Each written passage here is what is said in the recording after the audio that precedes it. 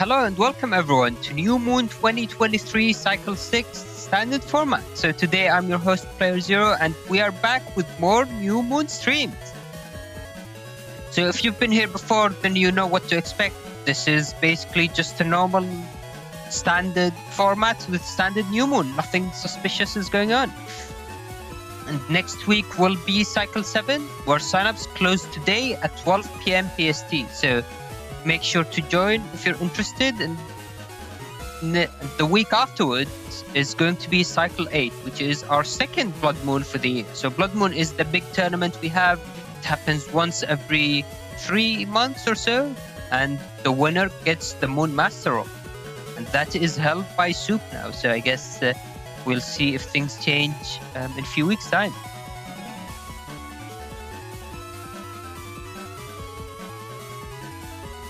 All right, but that's pretty much it for the intro. So joining us on commentary today is going to be Sol X Cross. Hello, Sol. Welcome to the stream. Awesome. Thanks for having me, guys. It's great to be back, and I'm ready for some Battle Network action, man. I'm here for it. All right, here for it indeed. And with that, let's head straight into the setups for our first match of the day with Shadow. Versus JorgeDeGuzman. Thank you. All right, so starting off, let's start on the left side of the screen with Shadow's build. So as you can see, Shadow's going again with the air shoes. So if you watched the last cycle, so cycle 5, he used a similar build, I believe. Maybe similar Navicast, I'm not too sure. It's a very interesting cast here. I actually kind of like the idea of using humor with the cracked shoes, which allows you to go for things like Summon Black ×2, which is in the folder at 1. Maybe because they didn't feel like they wanted to have more than one, just in case it makes like drawing him a little iffy with bug fix and a little clunky. So I actually kind of like the Summon Black at 1, so you still get value out of your crack step and crack shoes in general. It's pretty cool.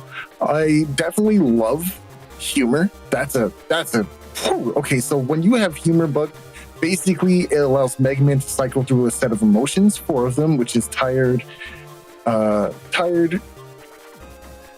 synchro, rage, and I forget the last one. Oh, it's normal, right? And when it cycles through those emotions, you get a chance for a ×2 crit on whatever you use. It's pretty good. Yeah, and I mean, there's a lot of things that get really boosted by that ×2. So you've mentioned the Summon Black, really scary for Tango Cross. Yeah, which I guess isn't really going to matter in this matchup, but we'll get to that in a bit. But there's also Meteor Knuckles, always nice, Element Man SP, Race Man SP, and even an Elect Dragon there for the uninstall as well. Yeah, it's actually a very, very cool build. I love Elect Dragon uninstall, even if you're not playing other L code chips, because Elect Dragon just has so much pressure attached to that chip. It's like a baby Geddon-esque kind of field where it just cracks your panels. And then, of course, if you're hit by uninstall, that means no more air shoes. So that means you're going to be stepping around making holes, and eventually you might trap yourself to a row or even possibly a single panel, depending on your movement. So it's actually a very scary chip to go up against. All right, with that, let's take a look at Jorge's build and see what they're going with. So they went with Bug Rice Sword, which I think is something we don't really see very often. Mm-hmm. We don't get to see it at all. Like as often as we would like Bug Death Thunder, because Bug Death Thunder is just so good on its own. But with this, it almost requires you to play more panel grabbing chips. You gotta have ways to just advance your game state and push forward. As you can see with the 5 area grab stars, yeah, I could even see playing 1 or 2 panel grabs really, because it just is the focal point of that entire folder. And of course, it's chip chargeable away with beast charges as well. So it could be a backup strategy you have in mind. But I think 5 area grabs is more than enough. I mean, to be honest, I'm surprised we don't see any panel grabs, because permaholes, basically permaholes are some fields. Yeah, so sometimes you can start with these panels called permaholes, which are basically always broken. You can never fix them. You can never use an area grab on them. So that might make it pretty difficult for Jorge to land their Bug Rise Sword. The biggest difference, like, I feel like, other than just damage from Slash Cross versus like Bug Riser Sword, is that you can't be decrossed and lose your charge shot, right? Bug Riser Sword is there forever. That means you don't have to risk going into Slash Cross to take ×2 Meteor Knuckles and just eviscerate because of that choice you made. I mean, having both is better than not having one, right? Because now you have a choice to early game Slash Cross, and then you can change up crosses whenever you don't feel like you have to stay in there, eliminating the threat possibly of the Meteor Knuckle, which is in Shadow's folder, as we can see. So it's going to be an interesting dynamic to see how that plays.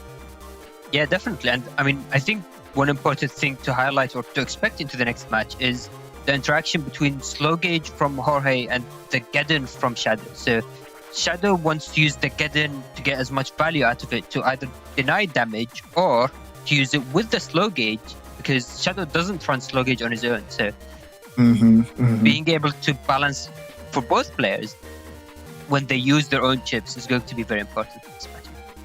Absolutely. And another very scary thing for Jorge here is that the uninstall is there.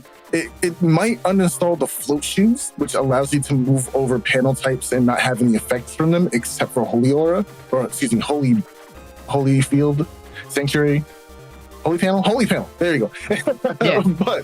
But what does end up happening is that Super Armor gets removed. Now, Super Armor is a universal program that everybody wants to play because it stops you from being pushed back, and you stop getting flinched when you get hit by like really powerful attacks. It's that animation when Mega Man reels his head backwards.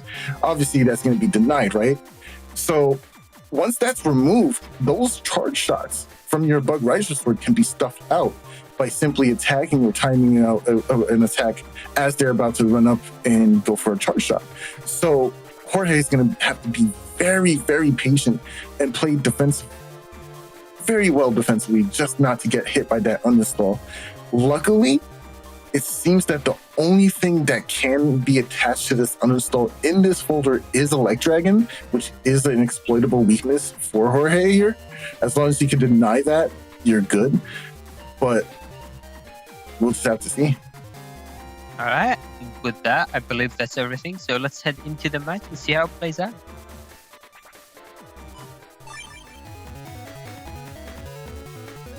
All right, so we are watching from Shadow's point of view, and we can already see 2 barriers in hand, which I'm not sure how great that is for Shadow, because these are the only chips on the code that he has.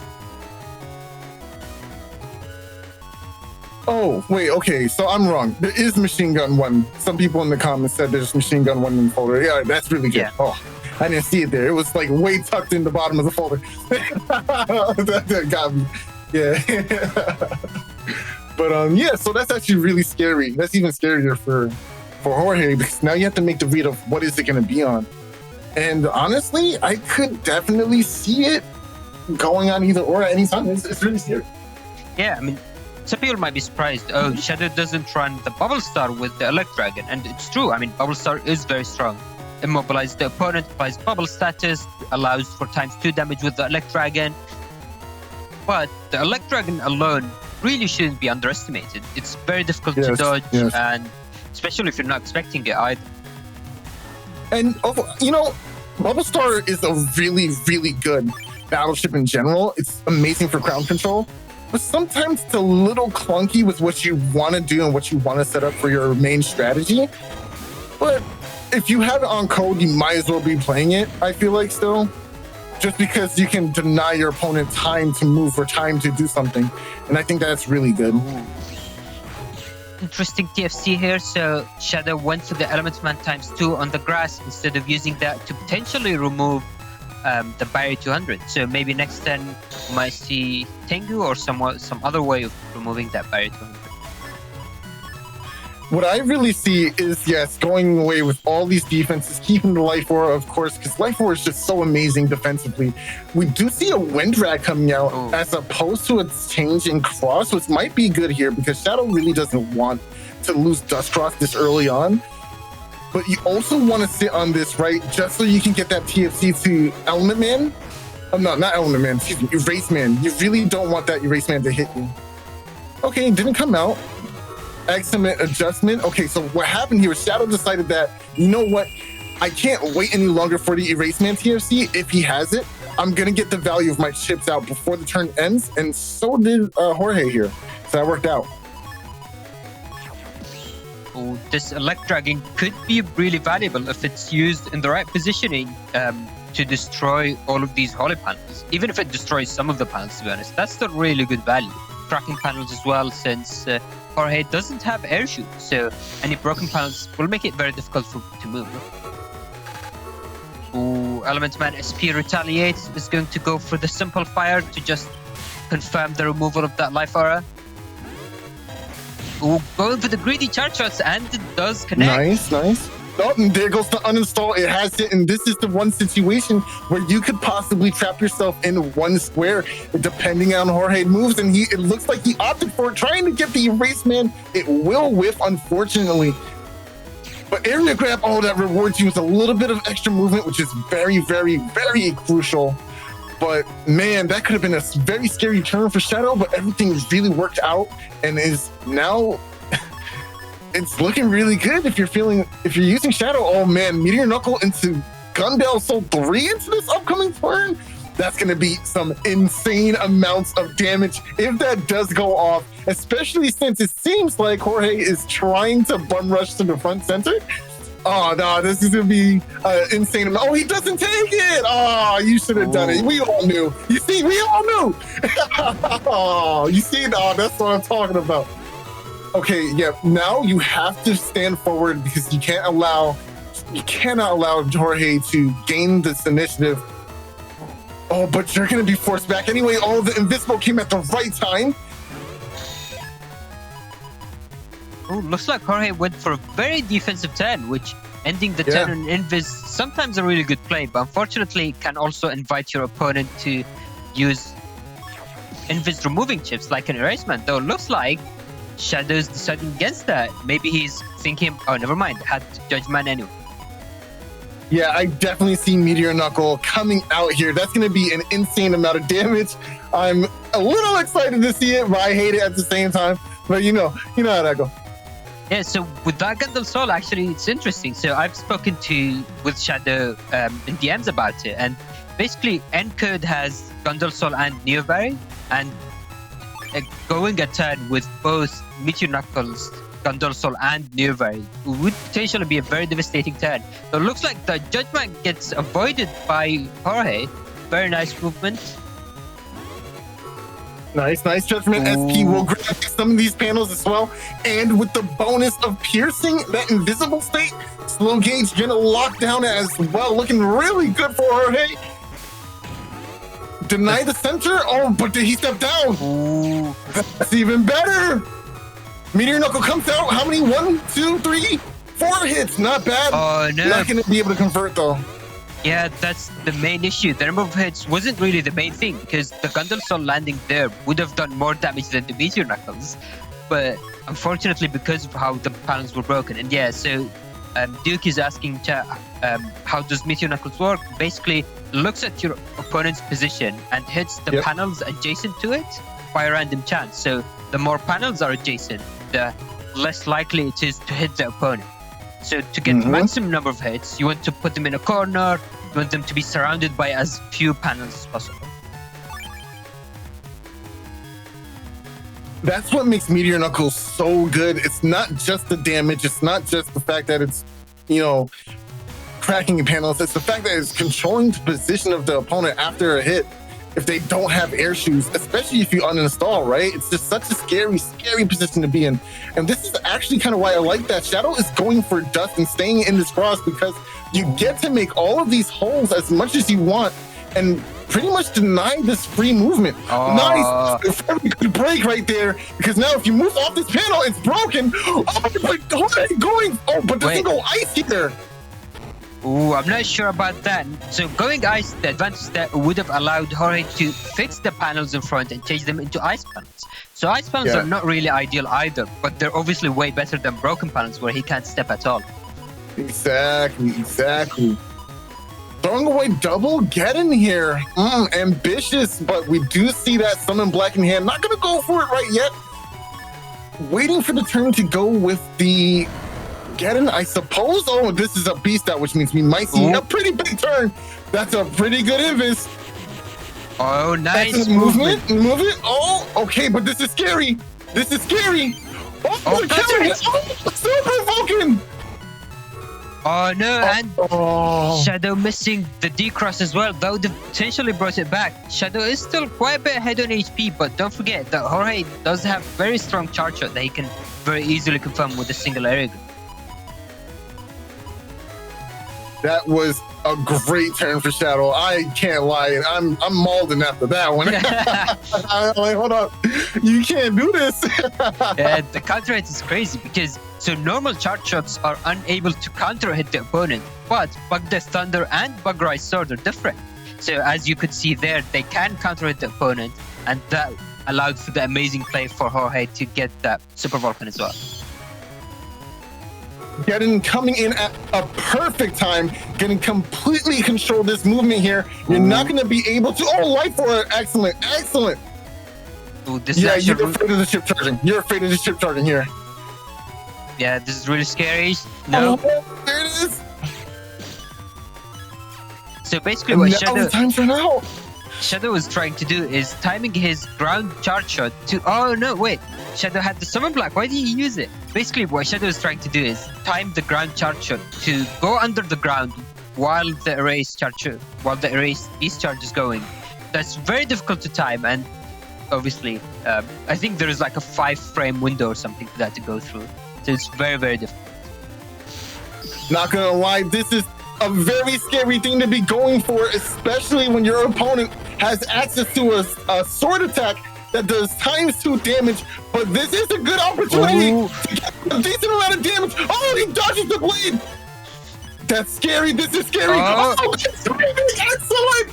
Defensively, gonna be able to paralyze the opponent and sneak in a couple shots. Go for the charge shot. Too greedy. The Bug Riser Sword. Let's go. Let's go.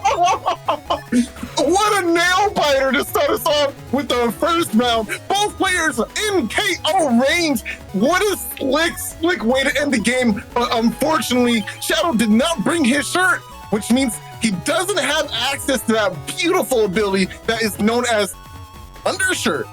Now, what happens with Undershirt is that if you're hit with a very powerful attack, no matter what, you should be left with 1 HP. In that instance, that shirt would have triggered and he would have still been alive, which would have allowed him to finish off Jorge and win that game. But no shirt, no service. You're going to have to play another round, my friend.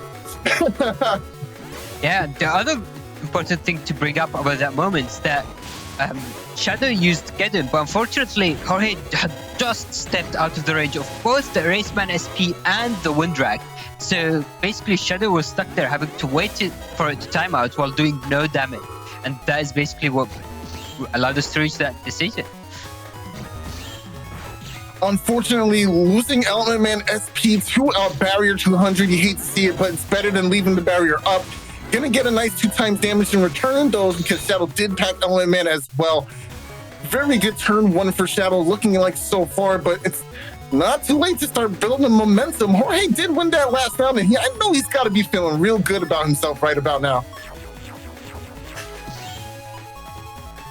I think it is still a fairly difficult matchup. Jorge was obviously able to play very well with the counter hit Super Vulcan. A number of things were able to make it up, but now missing out on the Element Man SP damage is going to be very unfortunate. And let's see if Shadow is able to land this Super Vulcan. So there are ways for Jorge to block that. There is the barrier 200, the 3 invises, and most importantly, the life aura. So Shadow might be thinking about going into Tengu. No, maybe. Okay, so he is going to stay in Dust potentially. I do like the idea of going Tango here because it eliminates the possibility of barriers stopping your uninstall, and that makes it very dangerous. When you get this counter hit and get the attack off anyway, it didn't matter. Oh, that's fire. But hey, Jorge does have access to this judgment, will proc that anti-damage and get back these panels. Oh, but trapping himself. No. Just the sanctuary. Let's go. Okay, that was pretty hot. I ain't gonna lie to you. Yeah, Jorge really got us. I think he did that movement on purpose to break all the panels and then just to use the holy panels. He's like, you thought. Nah, boy, it ain't free. Very nice movement, but I do like to see this summon black. Oh, throwing it away, I see. Draws the bug fix immediately after. So now this is a bit of an awkward hand, right? Do you go for your bug fix, but then lose the value on summon black because it's going to be a little harder to make these holes that you need a little later? Or do you commit and wait for that summon black to rear its ugly head back into the top of your hand? Well, guess we'll have to see. So I think one important thing for Shadow to keep in mind with using that Gaddon is there are already broken panels, so that's probably why Shadow is scouting the field. So there are broken panels already, and the timer on these panels doesn't reset. So that means they will be fixed before the rest of the field, which potentially can allow Jorge an escape to run away from these charge shots. All right, Gaddon does come out here, which will allow Jorge to be unable to move. Ooh. Oh, dodges Judgment, nice. That's really good. You don't want to take any of that damage.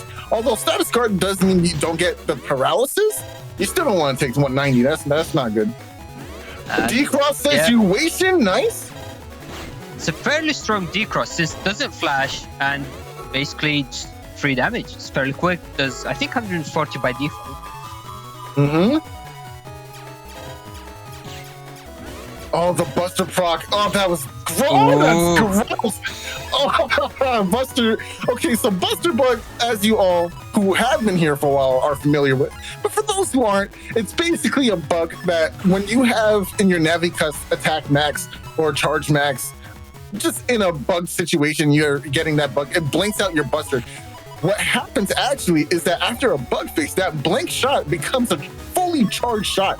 So it does the maximum amount of damage. So in instances, if you have one attack plus in your program, then it'll be 20, right? So it's going to shoot a 20 times damage, or it's going to shoot a regular 2 damage, right?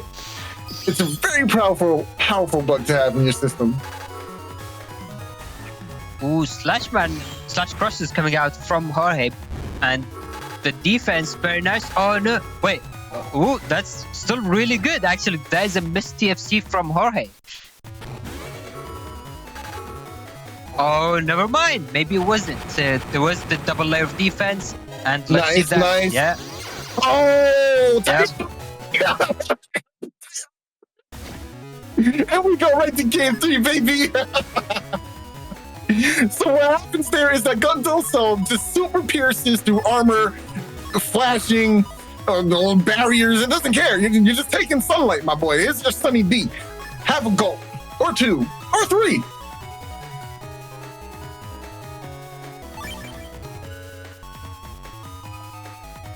Okay, this has got to be one of my favorite starting fields. Just having that free holy panel, so good, so good. But now it becomes a game of how do I get rid of that? Should I get rid of it? Like, how do I approach this? Are they going to babysit it? Because free damage is free damage. If you're going to stand on that panel, I'm going to take my damage. I don't care what it is, you know? Ooh, this time Jorge is going for a race cross, which we haven't seen so far. I gotta say, I really love the Risky Honey 2 tech in here. On code, of course, with Super Vulcan. And of course, you can go for like attack pluses on it as well. But think about how powerful that must be against an enemy Gregar player if they're deciding to hold their Buster Gun, right? They're going to eat a ton of damage from those bees. It's very scary chip to deal with. Ooh, and Jorge is actually taking quite a bit of damage, which doesn't really feel necessary. Already losing 400 HP, 300 or 400 HP. To Shadow's keeping that barrier 100 on the holy panel for free as well. Yeah. Not having anything to really deal with it. Did Jorge just use Element Man? No, that was Shadow, right? So that means we still have Element Man in play for Jorge. I don't know. We'll see what happens this upcoming round. But right now, we do see Shadow going for a quick dust shoot, but are we going to see the uninstall? It looks like we will see uninstall happen right now. Gonna have to wait a little bit, though, because that flashing state that Jorge's in will not allow him to be interacted with yet. Okay, it's gone immediately, and the barrier 200 came up immediately. Nice, excellent timing. Element Man will hit here no matter where you are on screen. Oh, nice, and confirms the uninstall.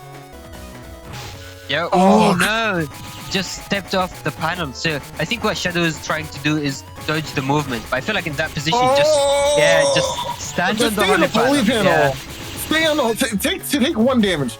Take one damage instead of 2 times the damage. You know what I mean? Like both would have been halved, so it would have equated to 1 of those erased arrows. But now that you moved off, you took 2 normal erased arrows, and those don't tickle. They're not fun at all. They hurt. I think that was 660 damage from these tail arrows. Yeah. So a lot of damage. Especially the D-cross one, right? Yeah. Golly, dude. Ooh, but now Shadow's going into Tengu, so I didn't really catch what chips he was taking, but he might be thinking of going for a Beast Charge, which is going to be fairly difficult for Jorge to avoid, given these broken panels as well. Not too many broken panels, but yeah, it's going to be a little annoying, especially if you get caught up in the center there. I mean, they're clearing up. Yeah.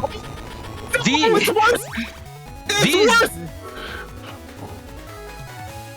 Ooh, okay. That was a good invis. That was a good invis. Yeah. Don't do it. Don't do it. Don't do it. Don't do it. Oh, yeah. That was great. Excellent basis for Jorge, and now is getting a full punish for it. Very nice. Ooh. Imagine just completely making your opponent unable to move, though. That was so sick defensively. Wow. Excellent play. Yeah, I'm actually fairly surprised that Shadow went for the greedy attack and didn't use the invis as just a defense. Because if he used that as defense, he would have been able to land all 3 hits. True, it would have been gone into the race, into the judgment anyway. But that happened. That didn't really impact the outcome. Right.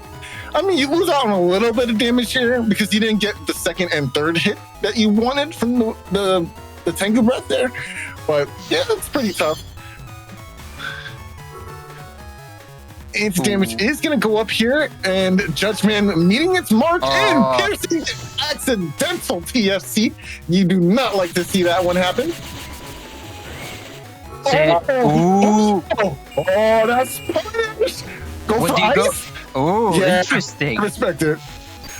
Can you charge in time? Oh, no, didn't step back. You know what it is? I think Shadow was reading mashing and was hoping that Jorge would be mashing back. Which would have crossed the oh, jeez. A quick cleanup from applause. Yeah, that was rough. Oh, no. Well, that was a tough game. Man, Shadow, that was rough, man. They did game 3, but just in the end there, just a couple of changes that could have prevented that outcome, but it was a tough game, man. I don't know what I would have done in that situation either. Yeah, I mean, it was definitely an interesting matchup. And the way Jorge played it, even Shadow, to be honest, it's just like if only it wasn't for that extra damage on the holy panel, maybe Shadow would have been able to survive into the next turn, do enough damage, and use recoveries. There were still a lot of options to go for. Yeah, that was a very tough game, but great game to both players. They played their hardest, man. That was a lot of fun. And we're not done yet because right up next, we do have Sheriel versus Dark Lloyd, part 2. What happened in part 1? All right, with that, let's take a look at the setup. So, starting with Sheriel, we can see that they are running an M-code folder. So, what do you think about M-code? I think people are fairly divided about it, but I wonder what your thoughts are. Okay, so I see a lot of M, and that immediately screams just damage. I'm scared. Right?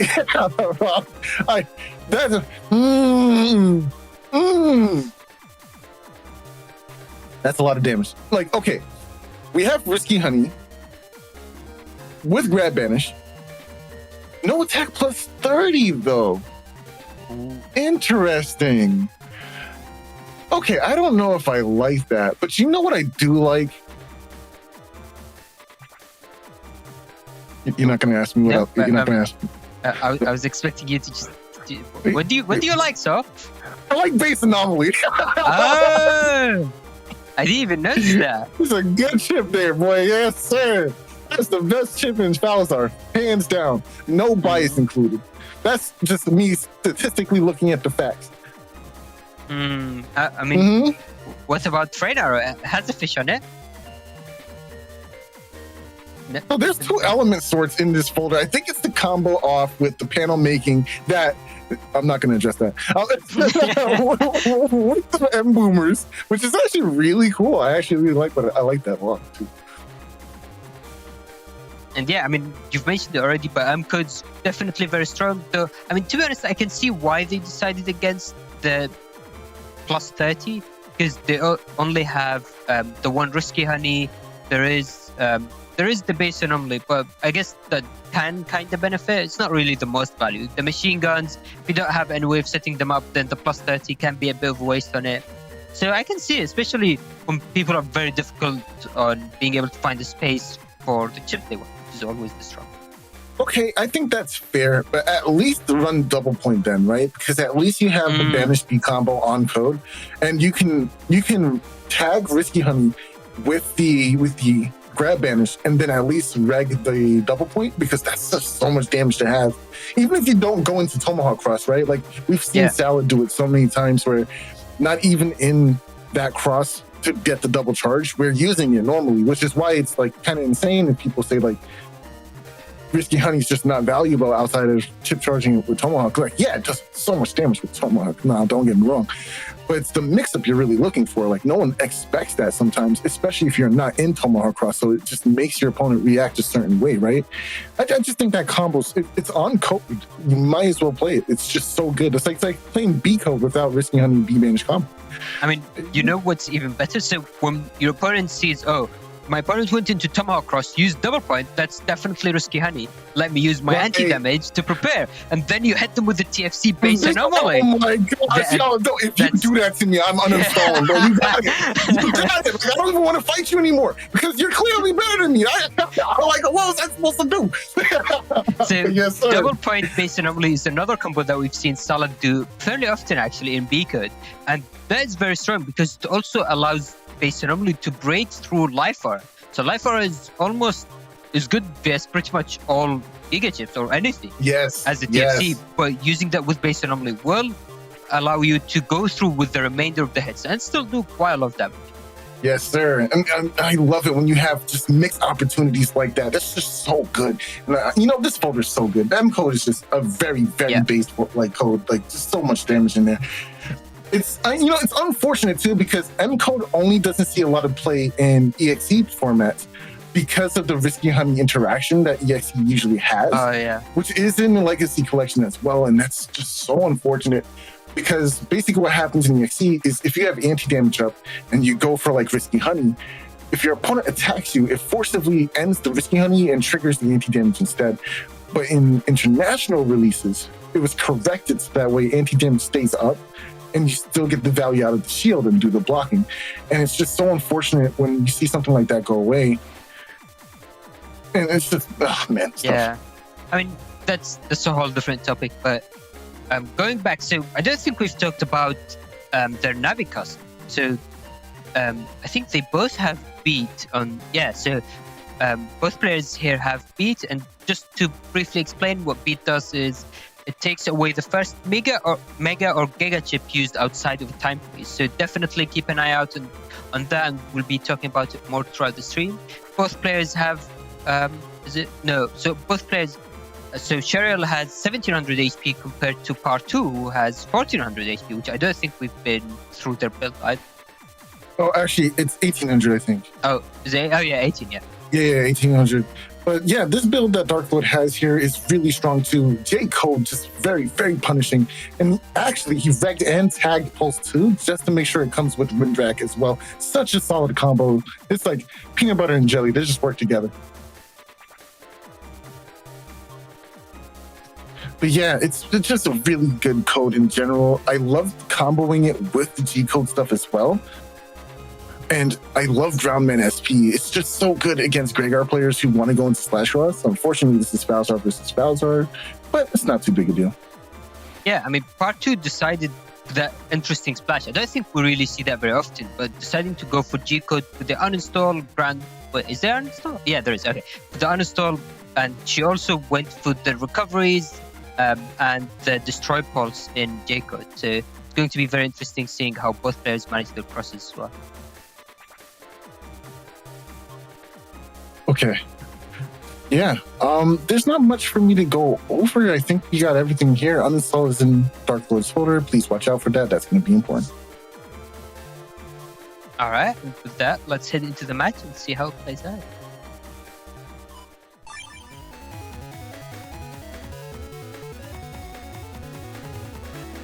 All right. So we can see this is from Sheriel's point of view, and she already has 2 M-Boomers. I believe she is only running both. Yeah, so that's both M-Boomers and starting on the grass field.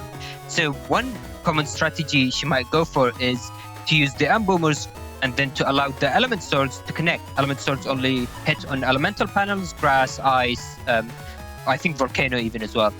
But basically, instead, they can just rely on the field that's already on grass and just use the M-Boomers on their own.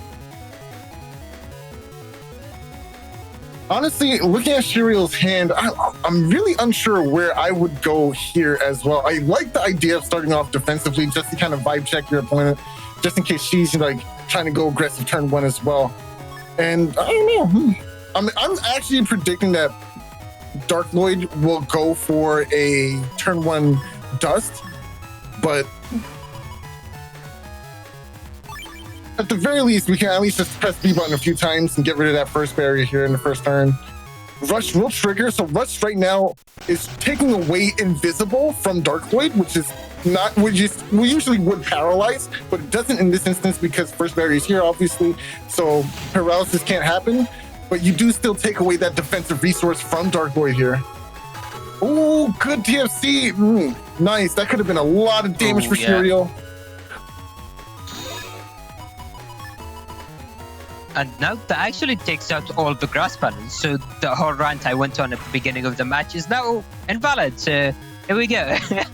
I guess it's good to know that the grass panels are gone already. So Sheriel can decide to use the element sword later on to the game with the grass panels potentially still around. Yeah, for sure.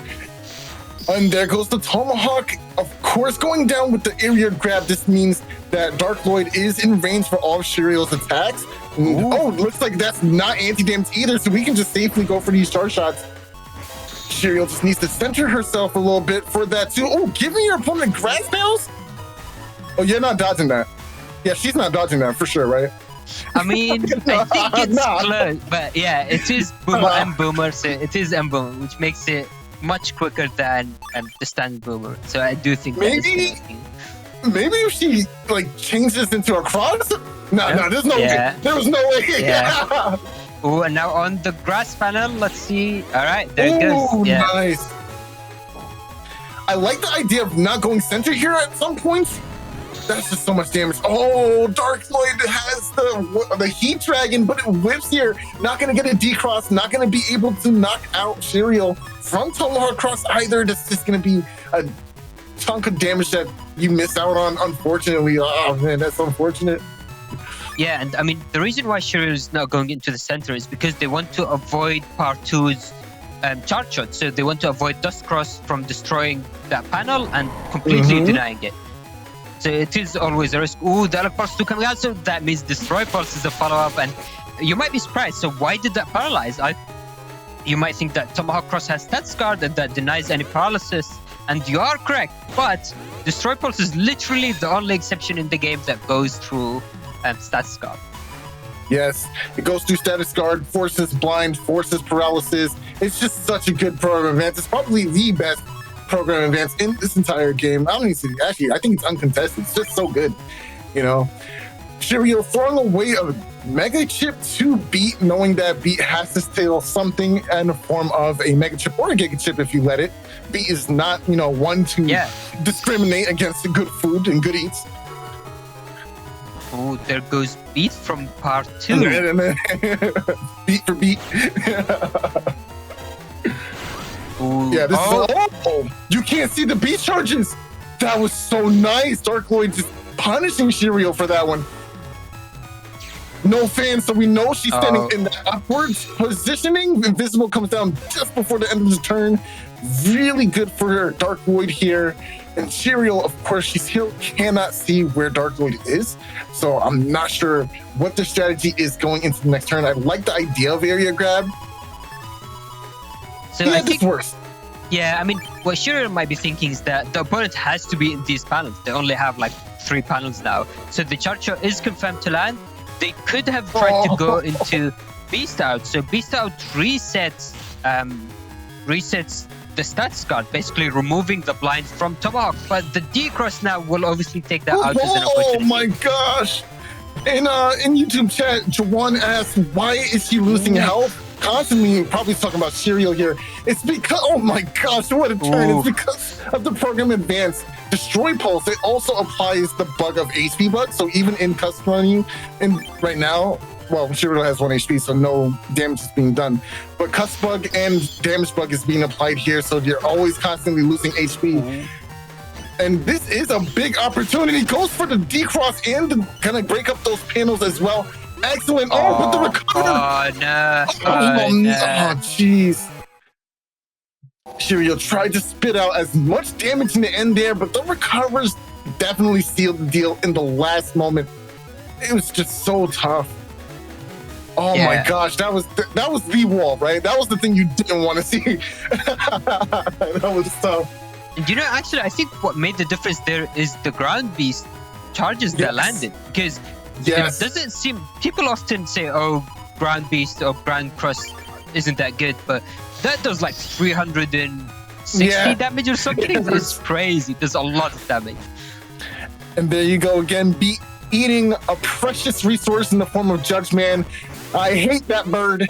That bird can go kick rocks even though he flies. I don't care.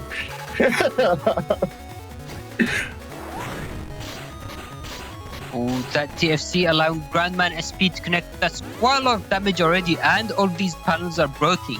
So it's going to be very difficult for Sheriel to move around the field. On the plus side, though, there is that max damage, or almost max damage Muramasa to go. This is actually a really solid hand. You know, now looking at it, I'm not sure if I'm a big fan of Moonblade. I know it does apply an HP bug to the opponent, which is pretty cool. It does cause flashing.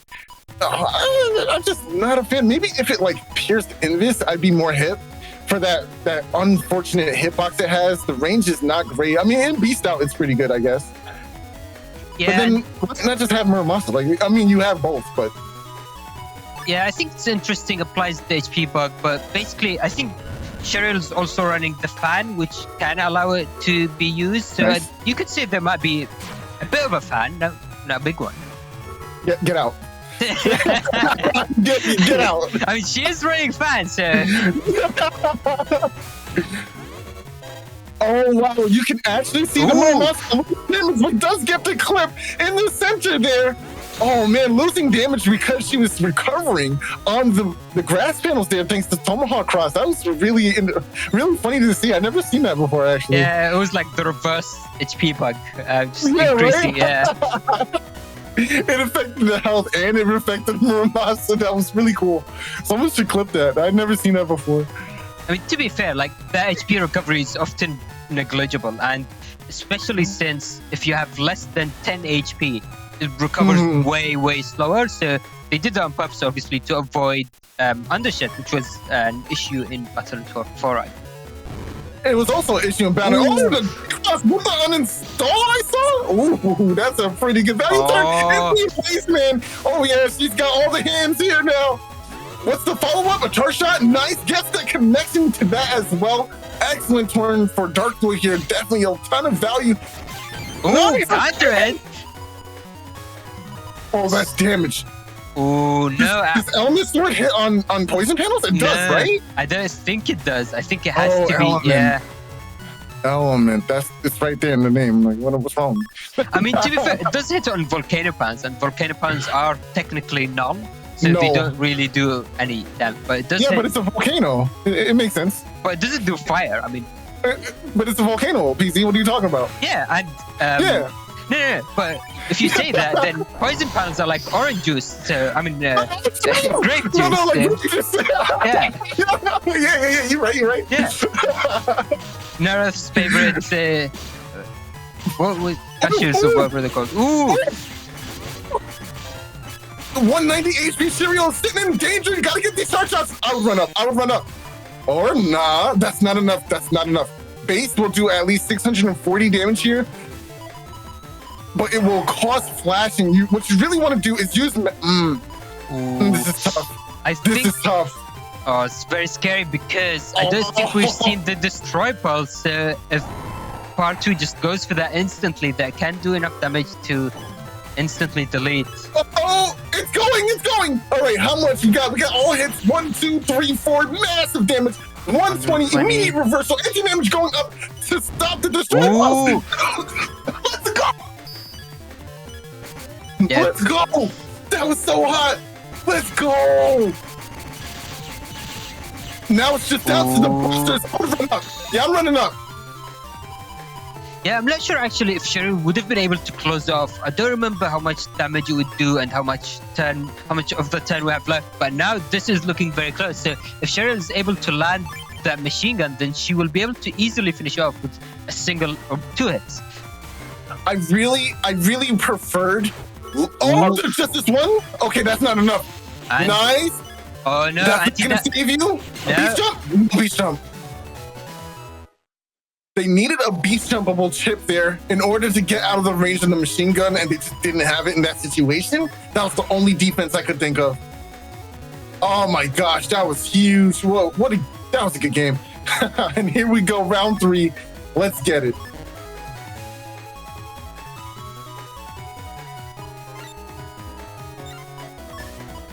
Turn 1 Tomahawk Cross is interesting here. I do like the idea of like throwing out the Embooner and then going for like the Gregor Crab, just so you have the little recovery on the side.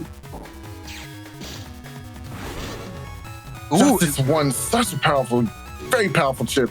Now, it does 220 damage if it hits dead center, but in every adjacent panel, it does 100, right? All around it. It's still amazing though, because it's a one-sided get-in that breaks all of their panels. They have to deal with it.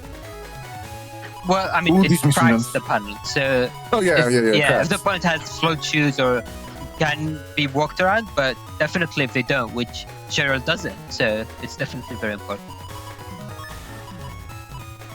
You know, that chip wasn't as popular a few years ago, but it started seeing a lot more usage in J-Code, especially because of that value from breaking these panels or cracking these panels, excuse me. It's just so good to have, you know, allowing yourself the opportunity to corner your opponent for free in situations like this, and Beat taking away another resource. This is why we hate Beat.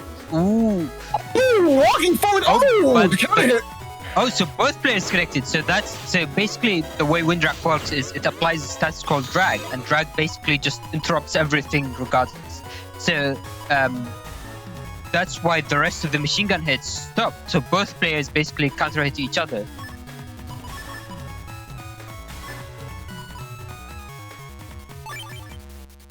Okay. Both players now on Tomahawk Cross. Beat going to go ahead and do the thing where he eats and we don't like it. Okay, and Boomer being chip charged. Oh, good awareness. Your opponent's not doing anything. That means you're definitely charging up. Yeah, get away from that. For the Heat Dragon is right around the corner. Oh, nice. That was good. 340 damage, was it? Yes. Something like that, yeah. And there is the follow-up. So Sheriel decided to... So if you have chips in hand, you can just press OK and you'll go with the same hand, as long as you don't take any new chips. And that's what Sheriel did here. So Beasting Out counts as chips, so keep that in mind. Ooh, Beast Out coming. So this could mean a Destroy Pulse, but we'll see about that. Invisible won't save you. Destroy Pulse disconnect. Now we'll see the HP bug, the blindness, the status guard not doing anything. It's gonna be a bad time for Sheriel. And once again, there goes that HP bug taking away in the custom menu. So punishing you for staying in this custom menu for too long. You want to get in and get out. There it is. Gedo? Did you say Gedo?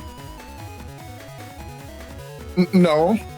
Okay, just making sure. All right. Okay. Spout, man. I love this kid. Little baby junior going ahead with the hose, watering them now. I mean, to be honest, Spoutman was probably the best target for beat. Ooh. Okay. Ooh, damage. Okay, yeah, Dark Lord. Oh, my goodness. That's a very meaty Heat Dragon just now. Dang, I wonder how much HP Dark Lord is. This is one thing I really don't like about blindness, is you don't have any information at all, which is exactly what allowed those ground beast charges to. And I think we're going for ground beast charges again. Ooh, Tengu, the call on that life aura, very nice. But now Sheriel has her own life aura as well, so going to be very good defensive turn if she's able to land these area grabs, but with the blind obviously making it very difficult. No. Pull forward and then go. Oh, that was rough. Well, let's see. Ooh, a single charge shot is going to be enough. Oh no, going to I love that adjustment. I'm not that's sure. Good. Actually, I'm not sure about the buster shot. So Sheriel is running bug stop, which means there is no access to that buster bug. Yeah, so maybe going for another charge shot, trying to land it, even if it hits by luck, that would be enough.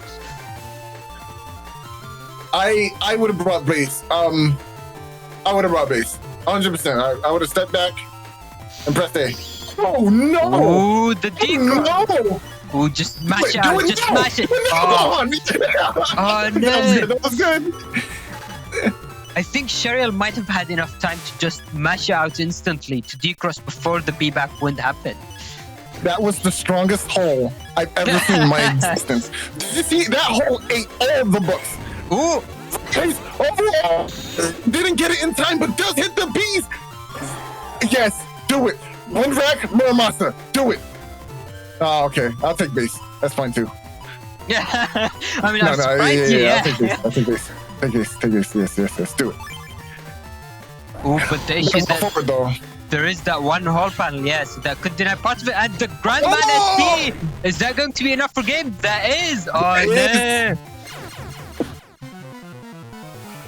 Oh, intense game, man. These are bangers right now. I'm saying. Woo. Okay. GG's. Both ladies played their hearts out, but in the end, only one can win, unfortunately. Great game to both. That was insane. That was a great match. Yeah, and I mean, to be honest, it was kind of against Sheriel. It was a fish against a drill. So, like, true. Why would the fish? Yeah. That's pretty fishy if you think he can beat it with a drill. Like, so true. You know what I'm saying? So true. Like, come on, man. Like, space. So, he don't care, bro. Yeah. So, someone clipped Sol saying that quickly. No, don't clip anything. As a matter of fact, we're moving on right now. So we're going to see the next match, which is going to be Dark Lloyd once again. And that, just that one over there. All right. And so we've just seen part 2's build, and let's look at that build. I feel like that's going. Wait. That's going to be very difficult to get around saying that and knowing who we mean by when. Anyway, so that is. Go for it, Saul. No, you do it. Let me stop. Okay. So, of course, we've seen Dark Lord Part 2's build already in action. They're obviously going for J-Code good stuff, the program advanced, with some G-Code stuff also splashed in.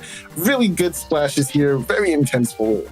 But right now, that is running an R-Code themed folder with the Bubble Star 3 Dolph Thunder combo on code. And not one, not two, not three, but 4 of them things with the Ricky Honey in the folder. That's crazy, bro. You were counting. I was like, wait, 3? Why are they running so many of? What can you even run that many of? And it's like, wait, where's that? That's a lot of bees. You're over here running a whole honey mine over here. I see. I got you out there. That's pretty cool. Wow, that worked. That's pretty cool. I hate myself for that one. All right. On code. Oh, no. Why did you do this? Oh, this name is going to trip me up so bad. So, what did they do? Did they do that? Oh, my gosh. I think that and this is two different things. Like, okay, well, that aside... I'm going home. I'm going home, bro. I don't want to be here anymore. That is that, and this is this. It's different. It's different. I swear, bro. I swear. But man, yeah, this folder is looking really good. Dalt Thunder combos are really, really strong, especially if you can chip charge or add some damage to one of them. Gregar has Electcross, which can boost the Dalt Thunders up by 50, but Falzar has Boy Baby, Spout Cross, of course, can go ahead and chip charge the Bubble Stars for ×2 for 100 and 200 damage. It's pretty good. So yeah, it's gonna be really sick to see that sequence out. Obviously, we have one Heat Dragon just for those very pesky, very annoying Tomahawk users, and the uninstall on code.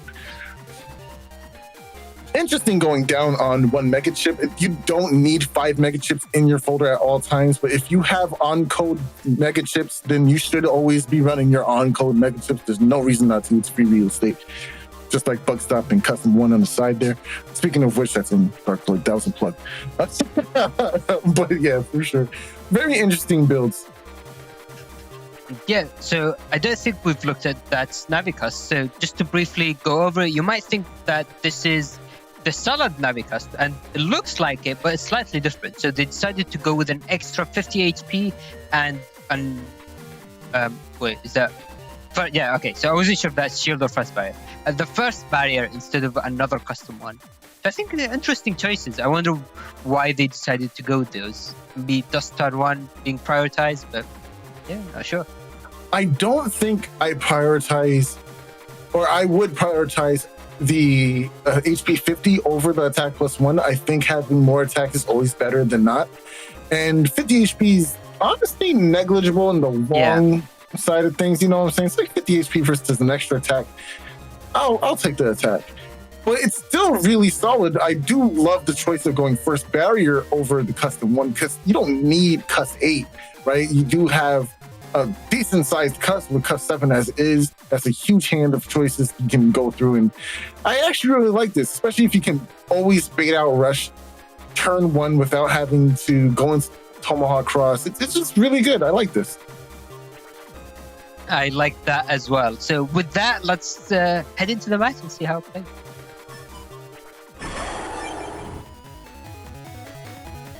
All right, so as you can see, both sides are running custom 7, and this time we can see ParTwo's point of view, so it's going to be interesting comparing it to last game as well. Left side will be Dark Lloyd ParTwo's point of view, and the other side is going to be that point of view. Yep, that one. No, yep. no this one. That yeah. one. Yep. No, not this one. That one. Yeah. I feel like this was the worst type of video to show as a double bug. That's going to be interesting to commentate.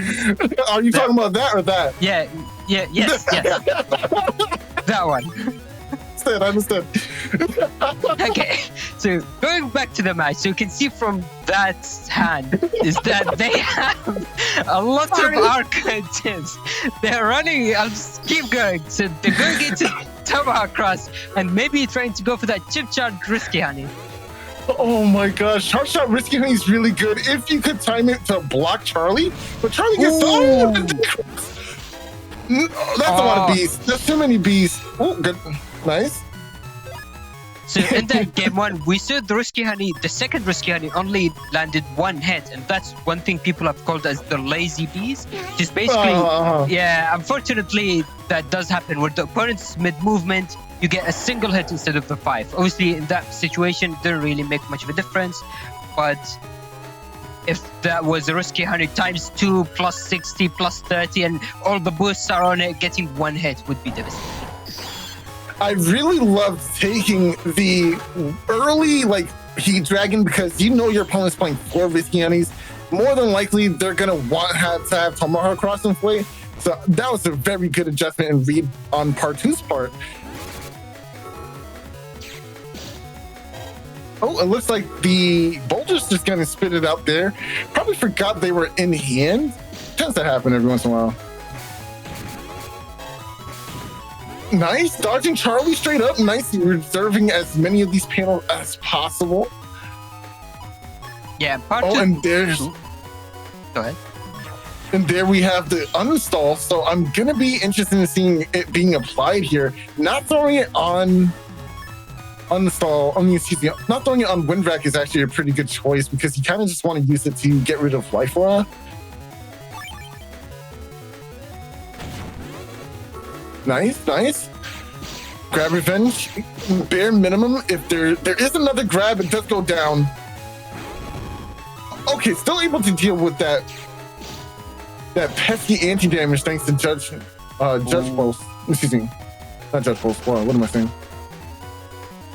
So one thing to keep in mind for ParTwo's play is that she went into Beast out fairly early, I feel. So now if she doesn't have access to the Destroy Pulse, which she does, then she'd have been stuck trying to land it without Beast out, which is always very risky. Well, it does look like ParTwo can step down, go for Erase, and then get Destroy Pulse confirmed that way. So it's not nearly as bad. But if your opponent decides to go into Tengu, the odds of you hitting kind of drop like tremendously. You kind of have to wait for your opponent to either move forward into the first 3 rolls, or you kind of have to wait for like them to be in a corner shot. Like this is going to be a little tough. But it doesn't seem like that is running to change to a Tengu or Beast out anytime soon. It seems like they're content with being trapped here. I mean, I surely hope not. Oh, looks like it is. Oh, eating away the Erase Man, so that is not going to confirm. Okay, Destroy Pulse does land. That's a significant amount of damage. Area Grab coming down for that here. Ooh, there is that Destroy Pulse. I mean, that Erase Man, but the turn ends fairly quickly, so they might have been worried about the blind not knowing where to land it. Obviously, the Beast Buster is a bit of an indicator, but it doesn't last very long. But yeah, it might have been worth just throwing it out there, seeing if it lands. Especially since your opponent has beat. Did we trigger beat already for that? Ooh, I'm not sure if that used beat. Yeah, I'm not sure either. Okay, we got 3 frame on. Oh no, we changed it. Okay, that's not what happened. Decent recover. Okay, so it does look like beat was already triggered. Yeah, so I'm not sure if that knows of. Actually, no way. They can't use Tomahawk Cross. I was just going to say they could go to Tomahawk Cross, but that's not an option. You're gonna get hit by this Dull Thunder. So obviously you're gonna cross change because you don't want to get ×2, right? Yeah, absolutely. Now we do have uninstall and Groundman in hand, but there's so many holes on this field. It's kind of scary. Okay, there's no holes on their field, all right? So I guess that's fine. Can you move up in time? Oh, he dodges in and punish. Wow, excellent. Yeah, we have to vibe check here. Walking forward, that's a little. Oh, that's why. The reflector punish. No.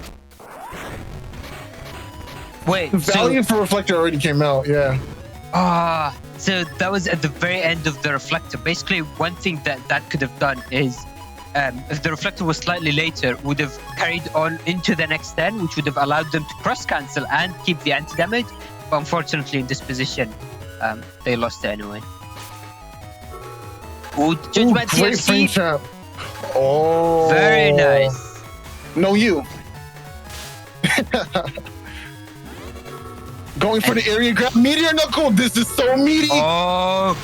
1, 2, 3, 4, 5, 6. Dang, that's a lot of damage. Oh, but now the Blastman is going to bring that to 1 HP, and that might be it. It ain't over until it's over. Oh, no. Oh, okay. Right along here into game 2. Some minor adjustments that need to be made for, well, that. I'm not even doing this on purpose. It just hurts. Are you sure you're not doing that on purpose?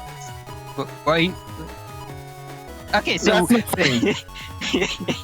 That's not funny. All right. Okay. I mean, I think they are pretty fun, but anyway. Prey called them not funny. I don't know what it means, so... Well, hold on. That was pretty funny. That was pretty funny. All right, Groundman SP is gonna go ahead, deal with the barrier, and deal some significant damage through that. If they had a second to throw up those bees, that'd have been pretty nice.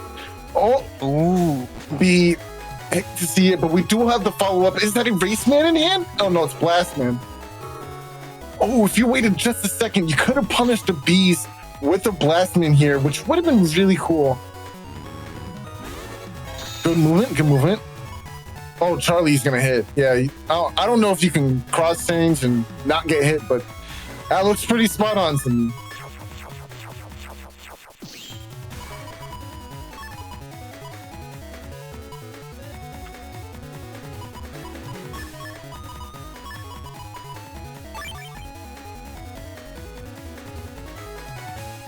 Interesting hands from both players here. Beat coming out once again. No! Oh, I got jump scared. I thought Beat ate the Hubbat here. Oh my gosh. Whoa. That scared the hell out of me. I ain't gonna lie to you. Woo! But yeah, Beat was already triggered by Dark Lord, so they're fine. Everything's okay. Everything's going okay. According to plan. Oh my gosh. Stop scaring me. Like, there's so many jump scares in Battle Network. It's just not even funny, yo. I feel like it's being a double vote as well can be a bit disorienting. So if people are finding it difficult to follow a certain point of view, then just focus on one of them instead of trying to look at both. Can definitely make it easier.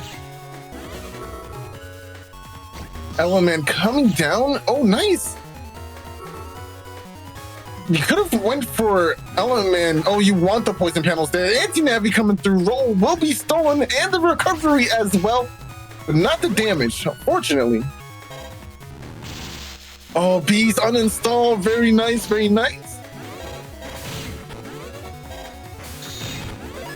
Wow, Charlie on point today with those shots. Okay.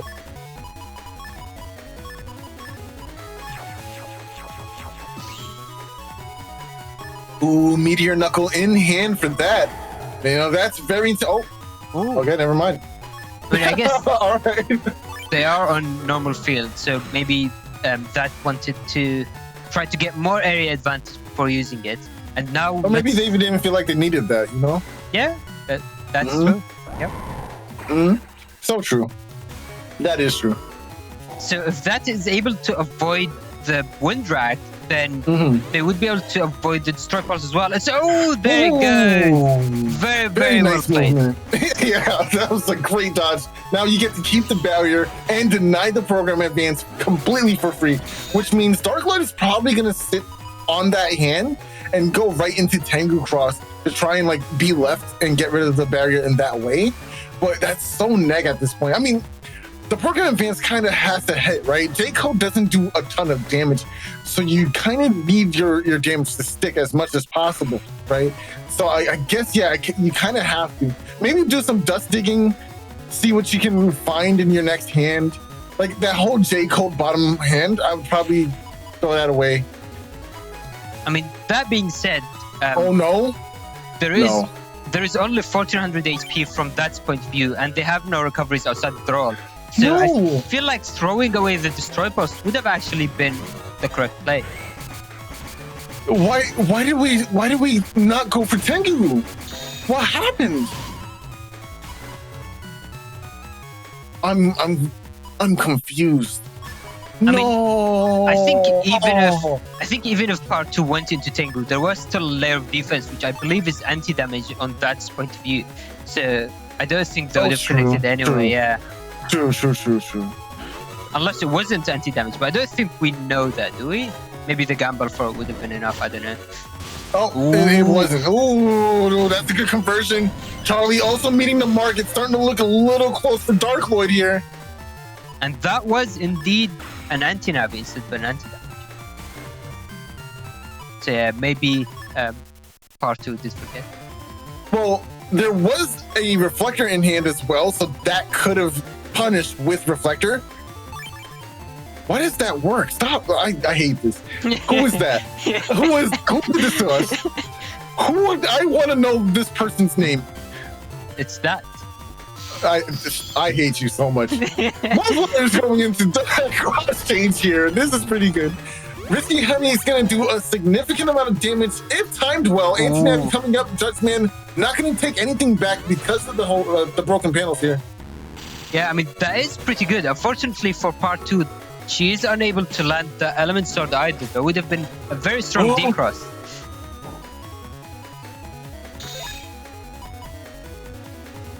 You know what? That is a very scary Meteor Knuckle to have in hand right now. I ain't gonna lie to you. That is probably the scariest Meteor Knuckle I've seen in a long time. I'm taking Meteor Knuckles. I don't know. I mean, I think ParTwo's HP would mean that that there has to be 8 or 7 hits for it to really be game. I think 8 hits, no? Yeah, it'd have to be the 8 because of the 680. I think 8 hits on 3 pans is not unheard of, obviously, but it's not very common either. Yeah. That would have been an interesting play there. Ooh, nice. Ooh, the movement. That was clean just now. Okay, I see you. I did see that as well. I hate this so much. Ooh, the anti-damage D-cross. And now, looking at that Meteor Knuckles a bit more tempting, but we see ParTwo's point of view. Oh no, and they decided against all that defense. That was so much defense. They only had defense in hand, but instead they're holding on to the offensive hand instead. Maybe trying to make up. I don't know if I like this. This is close. Ooh. Oh no, the rush. No, we're gonna take the invis chip and paralyze. No, anti-damage is up. Wait, but that didn't go for the Meteor Knuckles. That didn't go for that. Could have been game. So it looks like Dark Lloyd knew what we didn't know and made it to the next turn anyway, which means all the defense. All the defense. All of it. Yeah. No, take all of it. All the defense. No, I don't. I disagree. This is still very close. Oh no. If that Windrak had connected, then that could have still been game with the interrupt. The chip charge as well. Okay. I don't know. That is no! Oh no! That is game as well. And immediately into game 3. Here we go.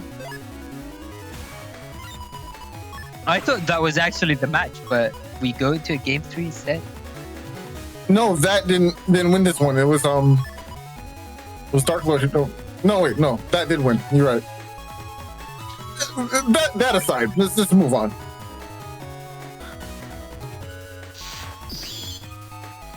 That being said, we do see another risky honey, but this time only going for that one risky honey. I think sometimes people feel like they have to go very heavy or like offense or defense turn 1. Sometimes it's fine to just like take a hand, see how things play out. Yeah. You don't have to do anything, right? You're committing resources when you decide to go into a cross. You're committing resources when you decide to go turn 1, area grab ×2. You don't have to spend resources unless you feel like your opponent's pressuring you, right? Or you feel like you need to set pressure. And I think one player that's really good at reading that kind of tone is HonorNite, right? HonorNite will not press a button unless it's necessary, right? Like, and that kind of discipline is so key to how well people do. It's really good.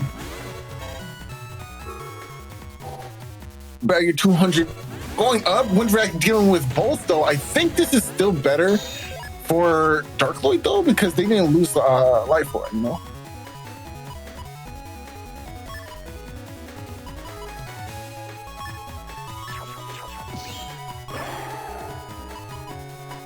Yeah, that's a very early uninstall in hand for Dark Lloyd here. Not going to see it go off just yet, though. Ooh, I feel like going for the Destroy Pulse is a bit risky, especially with no way of confirming it. So what people usually do is take an Electric Pulse, Wind Drag, something before the destroy pulse. But now, let's see if that actually connects. There could be the Ariskian. If the Ariskian blocks it, that would be really big value. Oh, no. Okay, this is interesting. You think you're safe from the flashing, but then suddenly, oh no, you get hit by that instead. Oh, okay, nice. Anyway, yeah. This blind, as you can see, is kind of just doing a lot of work here for Dark Void. And now you can see the perspective of what the opponent sees, right? We clearly see Dark Void's side of the field and we understand their location. But if you look at Vat's point of view, you get nothing. There's no indicator of where they are at all. Absolute blindness. The only time you see anything is if you go into Beast Out, right? And the cursor for the lock-on is always present. So you can kind of see your opponent in that way. Rush is going to come out now. That will reveal your location if your opponent knows how to look for it. Anti-damage goes up. Gonna just throw out this Riscani? Not gonna wait. Nice, I like that. Nice counter hit, gets rid of the heat. Oh, rolling the reflector too. Amazing defense. That was amazing. Or is amazing. That is amazing.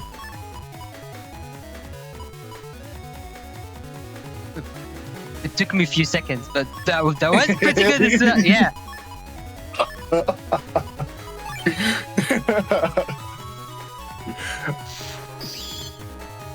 Okay, going into Tomahawk finally after seeing Blastman used, feeling a little safer.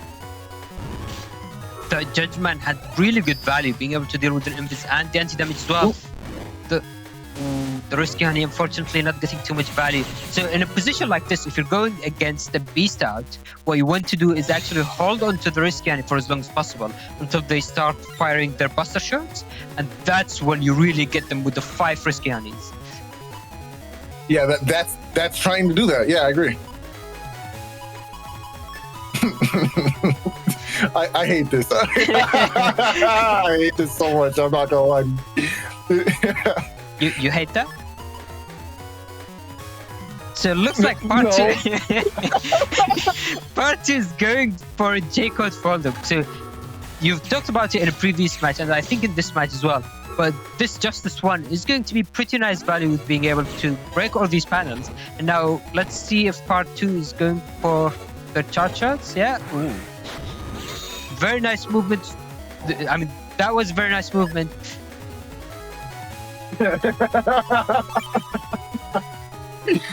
Oh man, yeah, I'm never gonna live this down. This hurts. Like this physically hurts. Oh my gosh. Okay, I really love going into Tenby here. This will allow the movement overhauls once again, and getting the punish with Erase Man to decross as well. Not enough time for the charge shot though. Brawl is going to connect to a bit of damage, get a bit of recovery. ParTwo does have her own recovery 300 though, which was kept in hand from the previous time.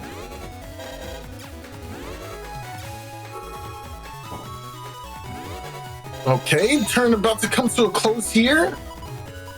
Ooh, that still has a lot of damage to go. So there is still the Geddon, the Meteor Knuckles, the uninstall with the Heat Dragon as well.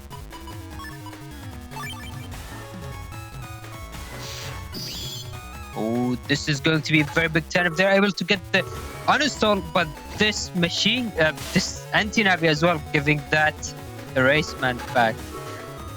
But then in counter anti-navi. What a scramble, man. This is a lot of fun. Come on. Oh, nice. Gets the decross. That's a ton of damage as well. Oh, okay. So you want to go for the B left? Or no, do it now. Yeah. Ooh. Nowhere to go except to take these charge shots, my friend. Oh, no. Wait. Okay. So I wasn't sure if the panel had allowed the area grab to go forward, but basically, because that we're standing on that panel, it allowed them to keep it. And now they are deciding with the maybe Beast chip charge instead of the Meteor Knuckles. I like the idea of going for the grab. Well, we can get a chip charge out of this, right? Oh, let's see. Okay, the anti-damage is interesting. Oh, no. Oh, I think you actually wanted that to hit. Yeah, that was the only way of dealing with the anti-damage. But that still has another... Oh, never mind. So, ParTwo crossed out Tengu. What that could have done is using the Meteor Knuckles to activate the anti-damage and then do the anti-damage trade, which ParTwo did instead. And nice. Now, this is actually very good for that because ParTwo doesn't have any more defense, so they just need to land 2 hits of that Meteor Knuckles. I think they are waiting for defense, and that is game. That's it. GG's. That was a tough match. That knew how to play around the resources very well, was able to land some big hits. It tempoed pretty nicely for that. Dark Lord definitely put in some great punches too, though. Yeah, that was definitely a very close game. And with that, let's head into the setups. Oh my gosh. There's no escaping it. But let's head into the setups for our next match of the day with HonorNite vs Sheriel. All right, so HonorNite, I don't think we've seen during today's stream, so it's going to be interesting looking at his build.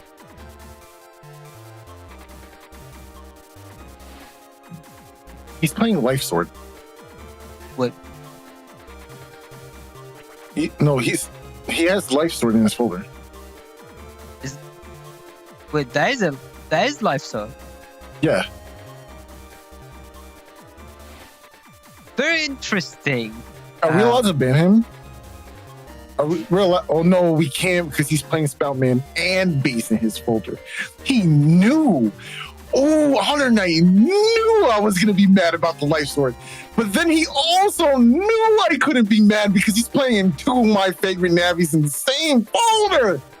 Yo, in Twitch chat, he goes, I got my bases covered. I hate him so much. You can't do that. That's crazy. This is a top tier folder. I don't see anything going wrong. I mean, it is actually fairly interesting. So, do you want to explain why we mention Life Sword like this? Okay. So, the thing about this game is you want the most bang out of every battleship you have in your folder, right?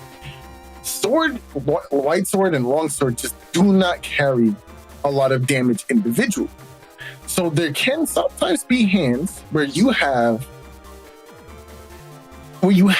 one of the swords and just can't do anything with it because you need the rest of the other parts to do something. Their damage doesn't do enough, so even using it by itself, it just doesn't do anything. And then when you do finally draw the trifecta of the anime incarnate into your hand, it only does 400 damage. So it's not even worth it. It does less than a max-powered Muramasa. And Muramasa is 1 ship. It also does less than Neobarry. Yeah. They both have Life Sword range, but it's a double Life Sword, so it's double as cool. That being said... Wow. Life Sword... So there's 2 ways of making the Life Sword PA. One of them is using Sword, White Sword, Long Sword. The other is using Sword, White Blade, Long Blade. So the Blade version might seem like more damage, but I think the thing HonorNite is going for, which is very interesting, is using Eloq Pulse with the Life Sword to confirm it instead of the Destroy Pulse. Mm-hmm. That's the idea here. You know, I find it very interesting that he went with A code for this. He could have done the same thing in J code, but I think it's because he won Spoutman specifically. Like, he knew what he was doing. he understands what's going on here, right? I hate this folder, but I can't hate this folder. That is. Oh my gosh. I think the other reason is the base anomaly. If you went for Hub Badge, then that would have been a stronger cause for the J code. But I can see both working in that position. I feel like I would have liked maybe an Aqua Sword somewhere, but HonorNite's running fast gauge with this build and that full cost. So these turns will be going very quickly compared to Sheriel's build. So we've seen Sheriel play, we've seen the amp code is very strong. Yeah. Hold on, no. I'm not letting this in Twitch chat. HonorNite said Life Sword is 400 damage. Destroy Pulse is 400 damage. Destroy Pulse is good. So by the transitive property. Life Sword is good. I've never hated a man more than I do today. This is yo, I'm actually upset. I am so mad. I am so angry. Life Sword is better than Pulse. So, would you rather kill Tengu or Spout? I'm done. I'm done for the day. So I'm going home. I'm going home. I'm going home. That is a good point. So, as Going Home has said on the stream, that Life Sword can actually do quite a bit of damage, and now deals with 2 crosses. Deals with 2 crosses instead of just just the Spout cross. So now it's going to be very difficult for Sheriel, who is in Falza. So these 2 crosses are in Falza.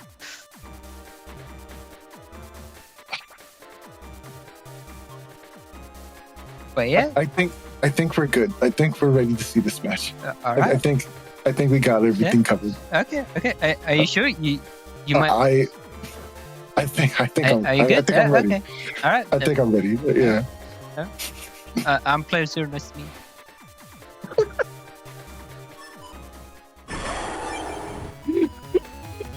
Audacity to make it a double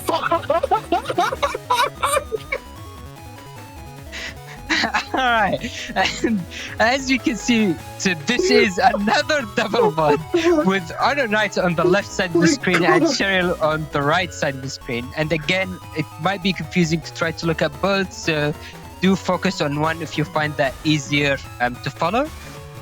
And we do see that HonorNite actually already has both his Z code chips. So we do see that Grab Revenge and Sanctuary, and Sheriel has the 2 area grabs. So this is going to be interesting to see which one the players will take. So are you still with us? I'm writing a very angry DM right now. Okay. Give me a second. So actually, this was a very, very interesting 10-1 from both players. So both are Falzar, but neither of them went into Dust Cross. So both might have expected the cursor chips from the other. Although HonorNite doesn't really have that many outside of the Eraseman, I don't think. But now we do see that very good value for that Grab Revenge and then the Rush. So one thing that people often don't realize or don't utilize from Rush is that Rush applies a long paralysis, which is sure, that sounds bad. But if you are in base Mega Man, that paralysis is long enough to give you the anger status, which looks like HonorNite is considering going into a cross instead. Which, to be fair, HonorNite, if there was that Spout Man base anomaly, maybe even the Life Sword would have been tempting. But otherwise, yeah, I do agree with the cross decision. You know, I'm just gonna say it. You know, if I don't see a ×2 life sword in this game, I don't know if I can be friends with HonorNite anymore. Anyway, we go into Dust and Ground respectively. Gonna go ahead and trigger, taking away a precious mega chip from our dear beloved Sheriel here. But that's not gonna start the Spout. Gonna go ahead and get that damage in. Gonna get rid of. Just barely missing the element sword because of the holy panels, and now Beat taking the Eraseman. Let's see if the Alec Pulse connects. Very spicy. Oh my god. Okay, yo, I forgot how sick HonorNite is. Yo, hold on. You can't just do that. You can't. Yo. I'm actually. That punish was crazy just now. Yeah, I'm actually really surprised that wasn't to counter it. It felt like that should have countered it to ground, yeah. 100% that should have countered. That was like, the movement was crisp. The thought process was quick. He just knew, like, oh, this is a confirm. Oh, yep, this is also a confirm. Yep. Oh my gosh. Wow. And as we talk, the pieces of the puzzle begin to assemble in his hand. That's a Tengu. Ooh. That is a Tengu. But, yeah, the base Okay, that's gonna be blocked. Yeah. Unfortunate. that was gonna be what, like 300 and something damage anyway. But obviously, 30, I think. Yeah. Yeah. Oh, there's it. That's getting scary. That's getting scary. Oh no, that's two anti-damages that's gone. Oh no. Oh no, you have defense in your hand, right? Oh. That's a life sword. You have defenses in your hand, right? There's no defense. You better change crosses. Sheriel, listen to me from the future. Change your cross. Change your cross right now, Sheriel. Oh, no. No. Are you kidding? It's actually happening. She's taking. Oh, there it goes. And are you kidding me? No way! But there is that retaliation. This is already more damage than the life sword anyway. Oh my God. Yes, she was like, hold on. You're not about to hit me with a meme and think you can win. No, I want smoke. I want all the smoke. Yo, please clip that. Please clip that. The life sword is not a dream. It is a reality. Oh my gosh. Dad, this is beautiful. I love this game so much. I love Battle Network so much, yo. You get situations like this. Okay, going into dust, I do like this idea. Going for the life orb will block those bees. Just walk into them as soon as you possibly can. There you go. Spoutman coming down, it will whiff. Honor knew that, so it's gonna throw it away here. But what do you have to follow up with this? Okay, double the suck. Ending the turn. Excellent decision. Fast pace. That could be game here, but it depends. The movement on a beast jump is a little tricky. If your opponent can walk forward into your body, they will avoid the damage or the wind gust from this wind rack and keep the life aura. So this is tough. Oh my gosh, I really cannot believe right now that the life sword dream actually happened. There's no way. There's no way that really just happened. Okay, Raceman, gonna whiff. That was huge. Wind drag coming down. Rush is triggered here. Nice still while the life aura is up. That's great value. Opponent still flashing. Oh, that's game. Hits. That's game. 1, 2, 3, 4. Very clean. Right into the next game. Yeah, and Sheriel in Twitch chat is saying she forgot about the rush. So yeah, HonorNite is running the salad cast, which means both beat and rush are in play for both players actually. Is that turn 1 life sword? That was that turn 1 life sword. And the full combo as well with the electrals. That's crazy. That's a turn 1 life sword. And you know what? I respect this, right? He's not taking it because he understands the win con. I want that Tengu. So what HonorNite's gonna do is he's gonna put up a life aura. And he knows that you're playing Tengu. And you know that you have to deal with the life aura. So what's it gonna be? Am I gonna keep my life aura or not? Like, what's up? What you trying to get into? Oh, no. I mean, to be honest, if this was me, then I think I would have been tempted to just go with the risky honey into the life sword. I think I would have played the greedy play and just going for it. Try to get counter hit times 2 life sword, just land it on the top half. Oh, yeah, that is pretty greedy. Okay, not going for that though. Yeah, he's going for the more reasonable play of Aquaman SP, then using the Alec Pulse to pierce the invis, just doing the reasonable play. 1, 2, 3. That's a lot of damage. Baby does have some force in that kick, bro. Oh, nice. Oh, nice. Great conversion from Sheriel here. Ooh. Dodges. Oh, whoa, that could have been a counter hit just now, but didn't get it. There's the life aura. What did I say before? I'm gonna put up this life aura. What's it gonna be? What you trying to do? Both players have life aura here. The biggest difference is that I got a cube, and I'm gonna sit on it. Element, yeah, go for your life. Oh, can he whip it? Can he whip it out though? Oh, he trapped. Oh, that was smart. You need to hit this. Okay. You don't lose the cube from beasting out, so this is still optimal. Don't go Tengu. Just don't go Tengu. You know what's happening. There you go. There you go. You got the wind rack. There's no necessary. There's no need. There's no need. Just use your wind rack and we keep it pushing. Everything's okay. I can see what she's thinking about because we saw these broken panels from last game. So she either goes into Beast Out or Tengu. Beast Out can make it more likely for your wind rack to miss. Tengu is obviously Tengu, which makes it more likely for you to take 800 damage from that life sword. So it actually is a difficult position. I think I would go for the Tengu man and the wind rack. I'm not doing it. Yes, you bring both of the wind. You bring all the wind. I think that's a great strategy. And I think Beast that's what Out. I would do too. And Beast Out. Sure, why not? Yeah, actually, I don't mind that either. I don't think I bring the area grab at all, actually. I don't think it's necessary. So it's I bring interesting. the wind. I feel like the advantage of the area grab is Sheriel? that it can stop HonorNite from stepping up, and stepping up can avoid both hits of the Tengu man. So if I was Sheriel, I think I would go for the greediest play, which is apparently a theme that's going on, is going for Beast Out, wind, area grab, Tengu man, wind rack, Muramasa, just going for the maximum damage. Okay. Oh, she did get trapped, so that Good moving. A life sword does hit. It will hit. Yep. There is no avoiding that one. I do want to say that was an amazing dodge from HonorNite. Dodging machine gun is very difficult, especially on 2 panels. Ooh, wow. Now, okay. Now, Elect Pulse is in HonorNite's hands, so Sheriel's considering going into Beast Out. To be honest, I would probably consider Tengu Cross now, since we've already seen the Life Sword.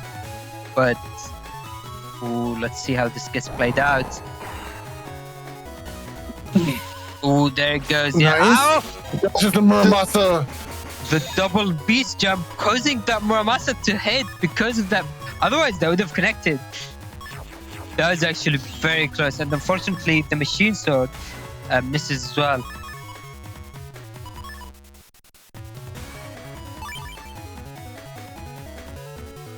Oh, okay. I do like using Golem hit on Wake Up just to get a cheeky 250 damage in there. Okay. Grab Revenge coming out. Anti-damage will block the damage from it, but won't stop the panels being returned to HonorNite here. Sanctuary does come down as well, but you're going to get a piece of that pie? Oh, no, you're not. Area grab coming out from... Okay, just barely off. Oh, Rush coming down. Sheriel is now going to be paralyzed. This is a close game. Both rushes are being triggered here. Okay, just trading Rush here. That's not bad.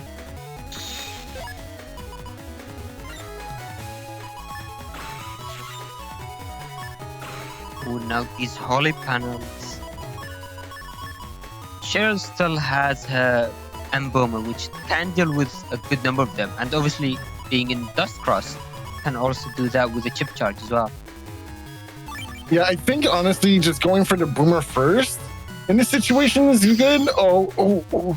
Yeah, I think I would have went Boomer into Grab Banish just so they can get pushed into the Boomer. A base anomaly is going to do an insane amount of damage here, but just too much HP to get the KO. But at 1 HP, that's a really close call. And yeah, especially with the Invis as well, this is going to be very difficult for Sheriel to survive into the next turn. But wait, this is still... Oh, that's pretty cool. This is still fast game. Oh my gosh! That was amazing, Sheriel!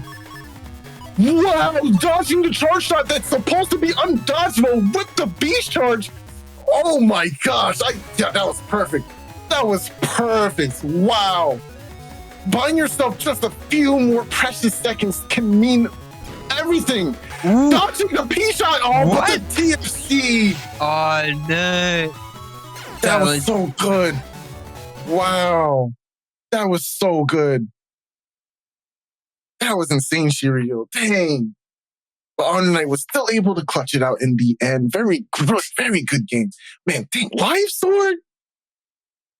And he got it on the Tengu. I dislike you so much, HonorNite. Don't make me respect this as an option because it's not. It's not good. Life Sword is not good, guys. Please don't. everyone's going to sign up next week, like life sorting their folder. I feel it in my bones just to antagonize me. Like, I just feel it, yo. Okay, I mean, the strat is use Neovari for the double life sword and then life sword as well. Now you have the triple life sword. Triple! Gotta hit him with it. So true. So true. Wow.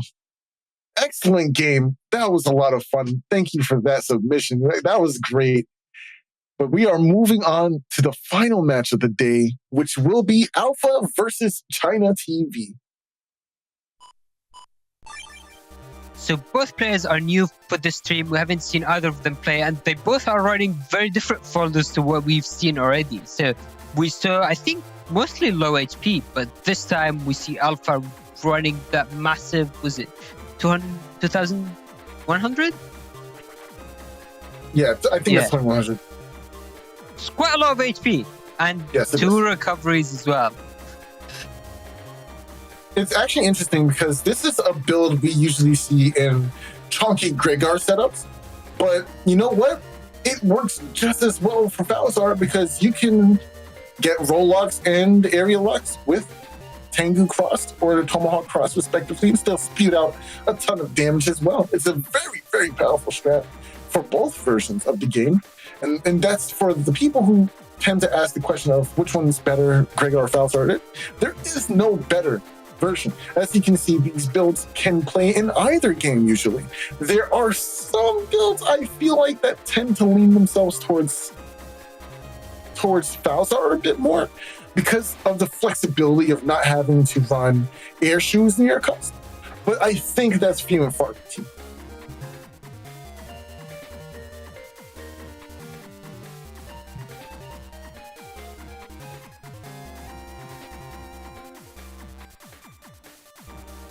All right, and so Alpha is also running Encode with the Meteor Knuckles, Neo Varias, and so the air raid as well. I don't have, and the Buster Ups. Ooh, this is quite the interesting folder, actually. I feel like we don't really see Buster Ups that often. So we've touched on it throughout the stream where people are using Buster Bug, which gives you a chance to get 50 damage from your standard Buster Shot at attack 5. But now using 5 Buster Ups is actually the only way in standard format to increase your Buster damage to attack 10, which is what the build is often called. So this doesn't apply to Beast Out Buster, doesn't apply to crosses, it only applies to your standard Buster Shots and your base Mega Man Charge Shot as well.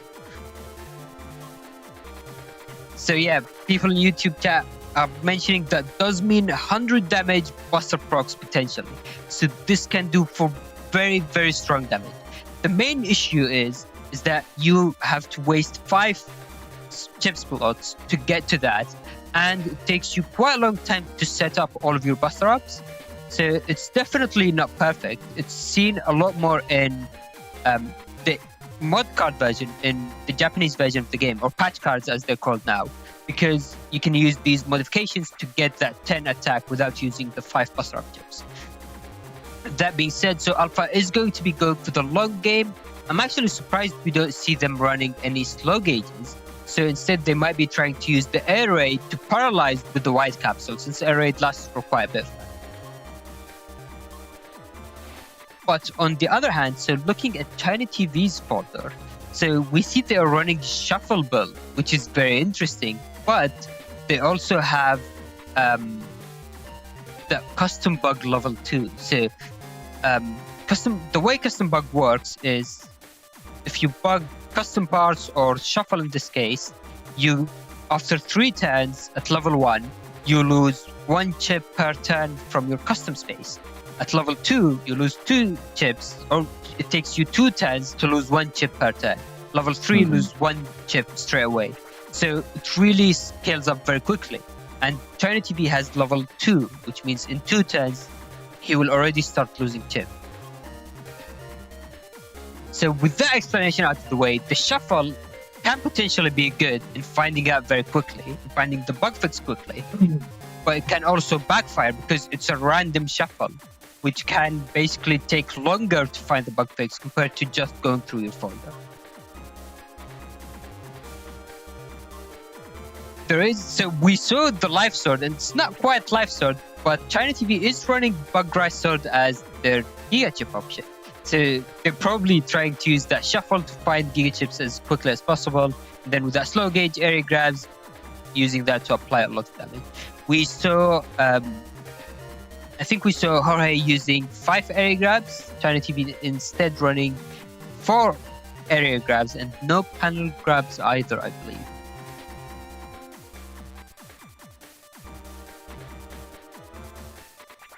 But yeah, there is the Elements Man SP.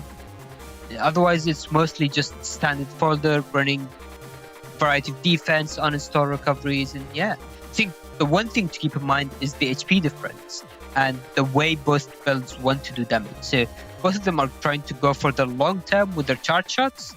So it's going to be very interesting seeing the trade and who ends up winning on that. If ChinaTV is able to push forward on area, then it's going to be very bad for Apple. Alright, with that being said, let's head into the match and see how it plays out.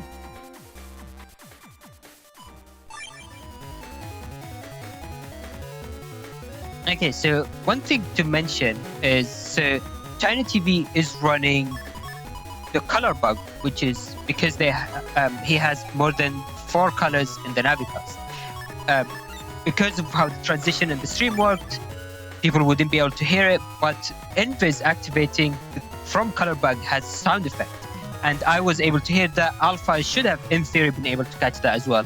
It can be tricky to catch, so that can definitely change the options that people go into for first turn for both players.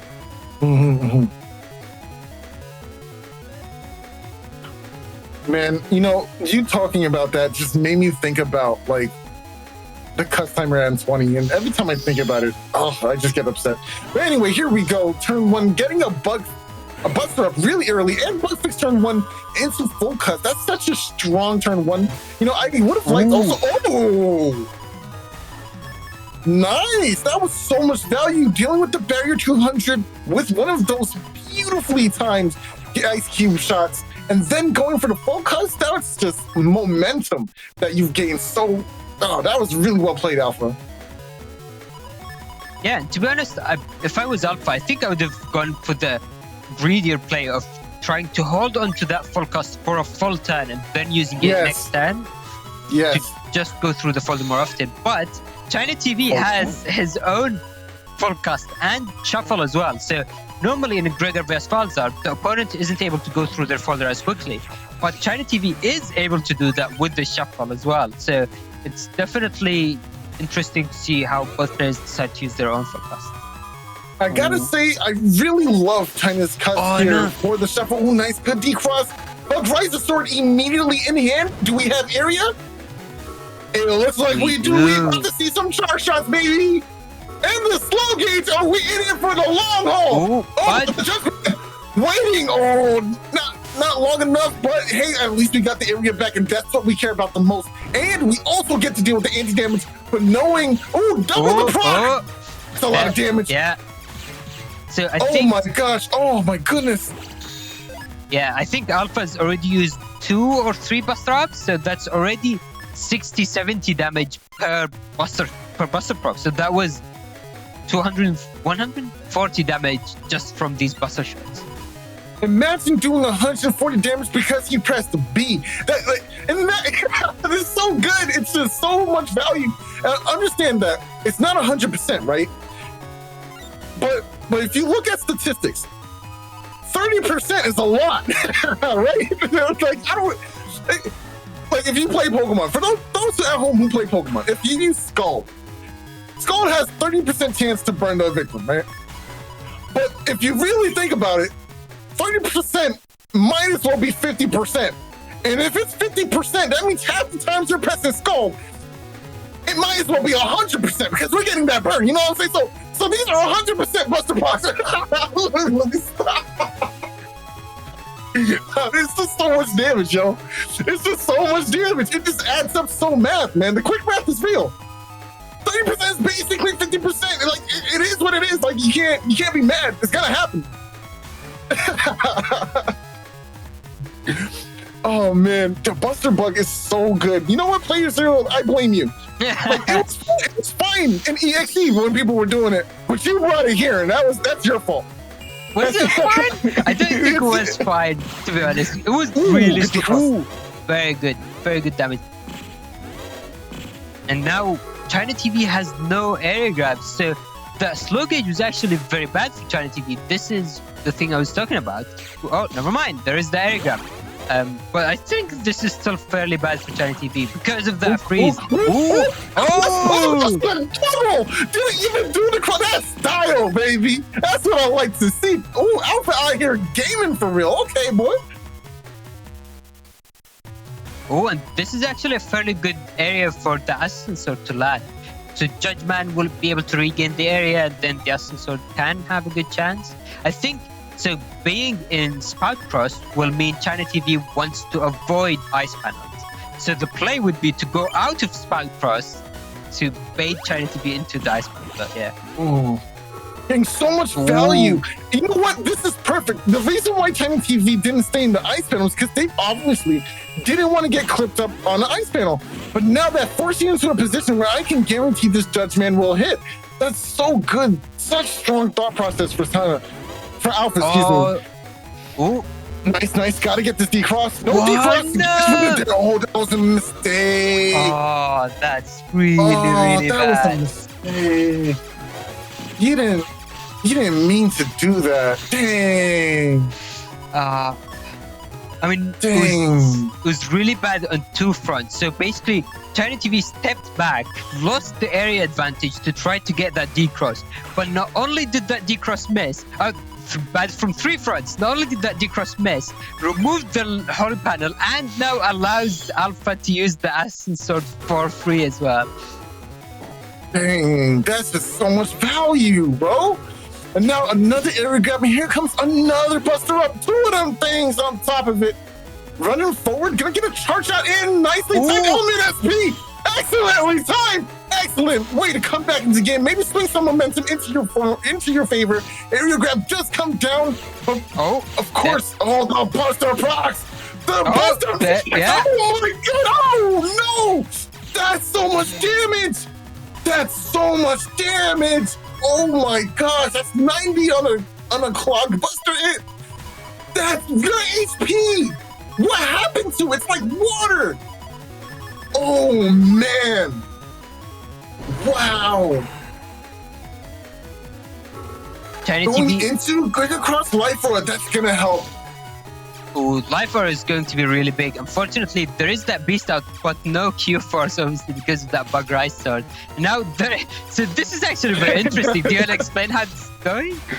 Okay, so the reason why we don't have the Gregor Beast here, which is usually when you hold the B button, it's supposed to be a machine gun or feathers, right? But when you use Bug Riser Sword, or if you use Bug Death Thunder, it changes your charge shot into something else.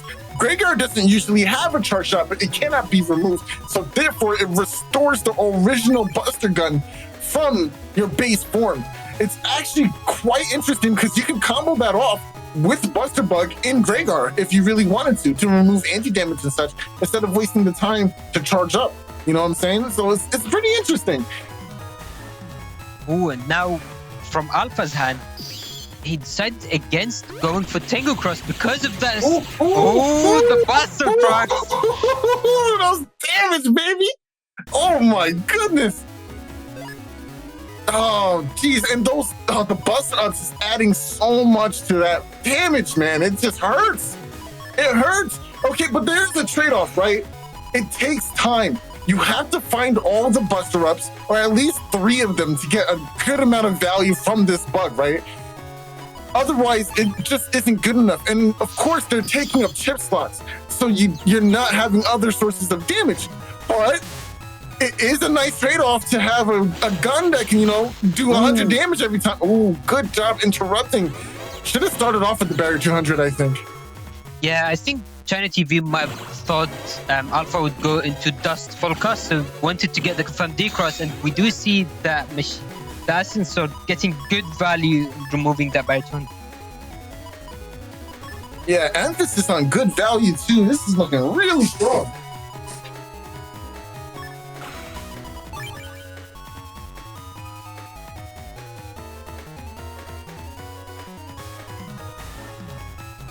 Now, Okay. we do see these grass panels as well. There's always the threat of the Elements Man SP we saw last game. So Alpha is going into Dust Cross, which I think is a fairly safe play now.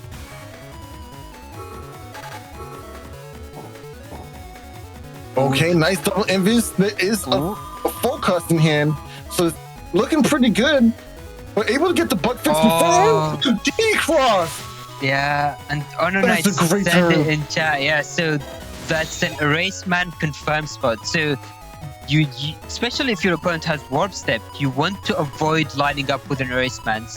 If you have defense stacked up, or if you're going into Dust Cross, or just in general, why do you want to line up with the opponent? So there is always a safe spot if the opponent has Warp Step that you can basically hold on to. Ooh, going into Beast Out is very interesting. So Alpha is going to be unable to use that bug fix or that Buster Bug in Beast Out because there is no Bug Death Thunder or Bug Rise Dog.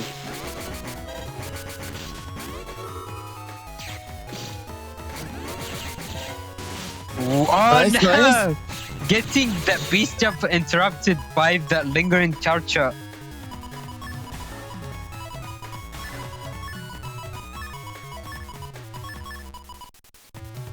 Now, Alpha is going to try to go through their folder as quickly as possible, just to find that bug fix as soon as possible, find these Buster Ups. But this is looking very rough. ChinaTV is able to solidify the advantage, going with Slash Cross. Slash Cross is very powerful. Oh, and nice, the Life Aura. Life Aura will be denying that judgment, and the panels won't return just yet, as well as another step forward in time. Did he move forward? Oh, that's gotta hurt. That's gotta hurt. This means that the books that return the panels to our beloved HonorNite here, Alpha, but instead of returning the panels to Alpha, it means that you won't be able to move forward. Gonna go ahead and confirm another panel too. This is a tough spot to be in for Alpha. And the worst part is not only is Alpha trapped in that area, not only are they uninstalled, but there is also the HP bug ticking very quickly. I think it got to level 7, which is like similar to Anubis HP drain, to keep that in context. And the Tenguman TFC, which I don't think was really intentional, because the Tenguman would have been able to destroy that fanfare. Yeah, if you waited just a second longer, but at least we had the feathers, right? The feathers will clear. Oh, nice. Goes for the element, man. Gonna get the ice. Gonna go ahead and do nice size of damage. Get a confirmed charge shot in as well. And this is what the power of Greygar, that you don't want to see it, and you have to be prepared for it. This is what Greygar can do at any moment's notice. If with one area grab, you have to be ready for that.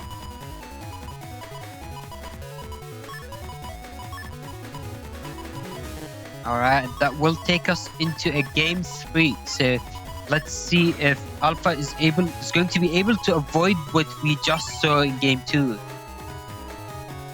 It's going to be very difficult, especially since ChinaTV is running quite a number of area grabs. So Alpha is running 3 area grabs, which I feel like is surprising, but it works, especially in this matchup.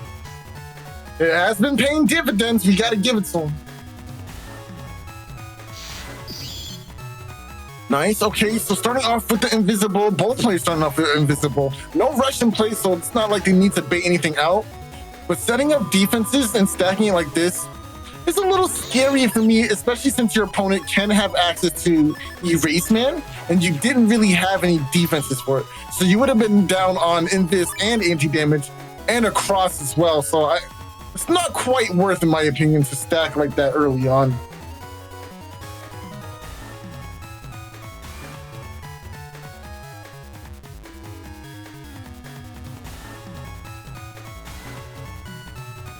You know, I actually play a little bit of Encode myself, and it's kind of nice to see other people trying it out.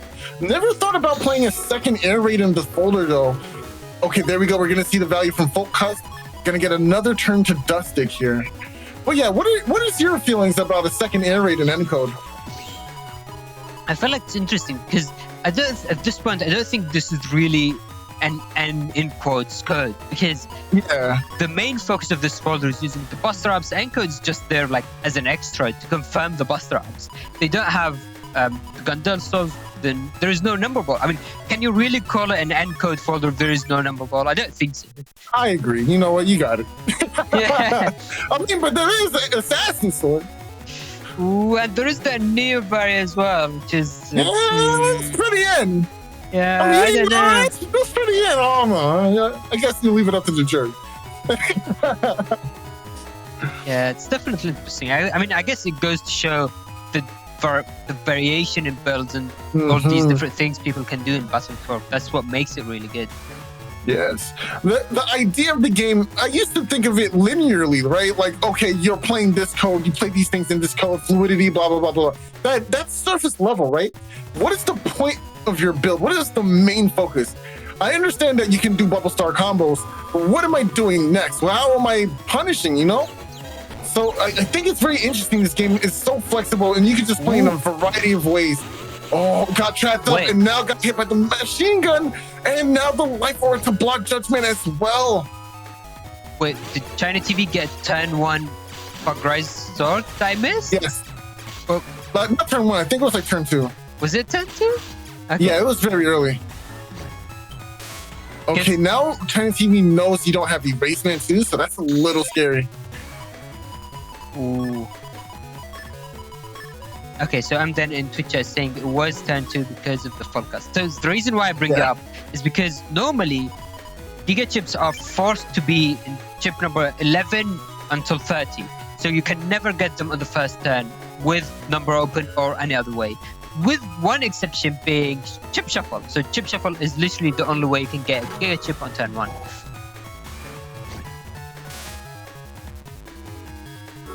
Ooh, very nice from Alpha, buffering the movement forward, expecting that area grab to come down, and now using the Tengu Man to deal with that life aura, then can use buster shots to deal with the anti-damage.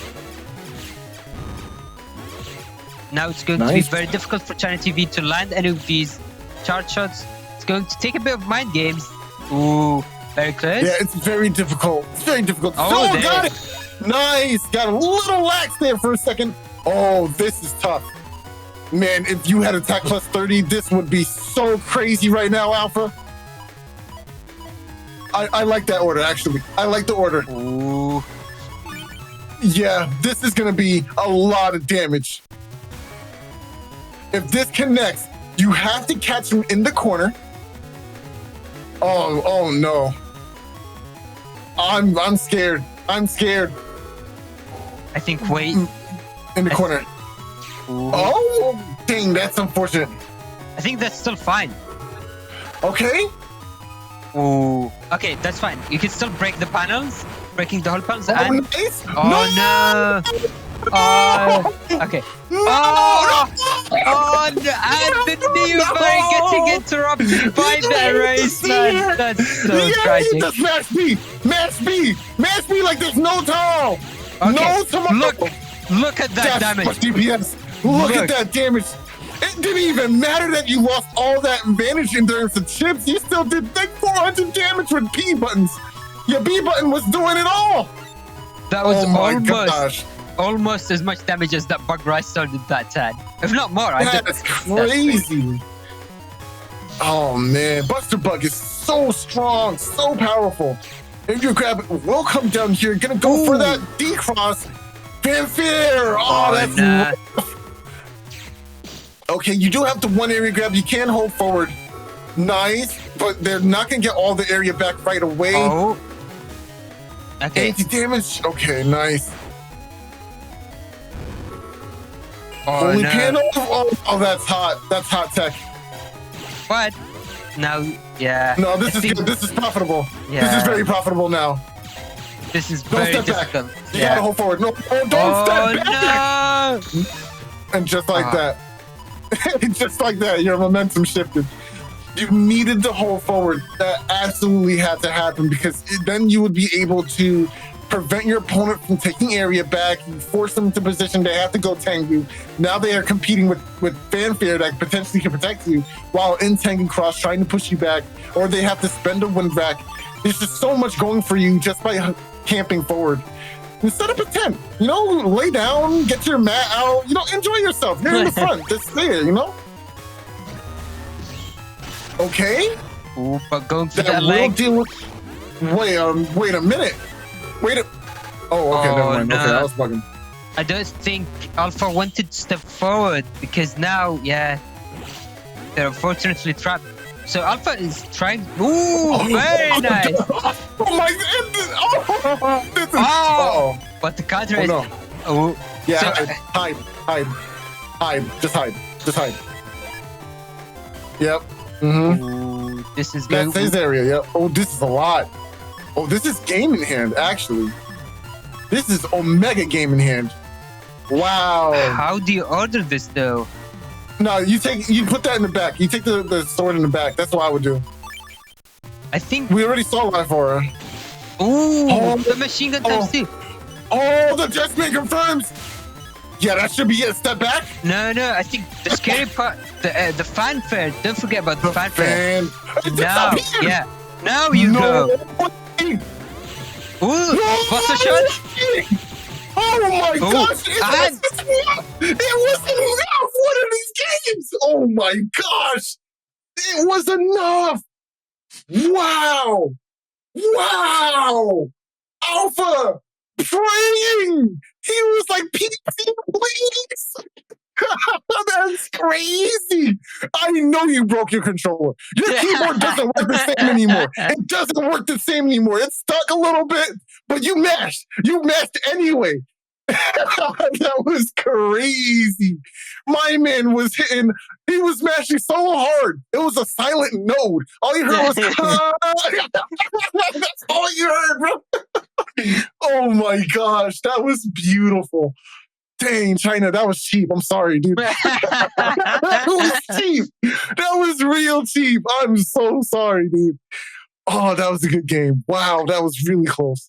Yeah, it was really crazy. I mean, both players made some mistakes here and there, but in the end, just coming back to the very final buster shot at the very end, doing the HP, bringing it down to 1, then finishing up the game. That was crazy. So many highlights.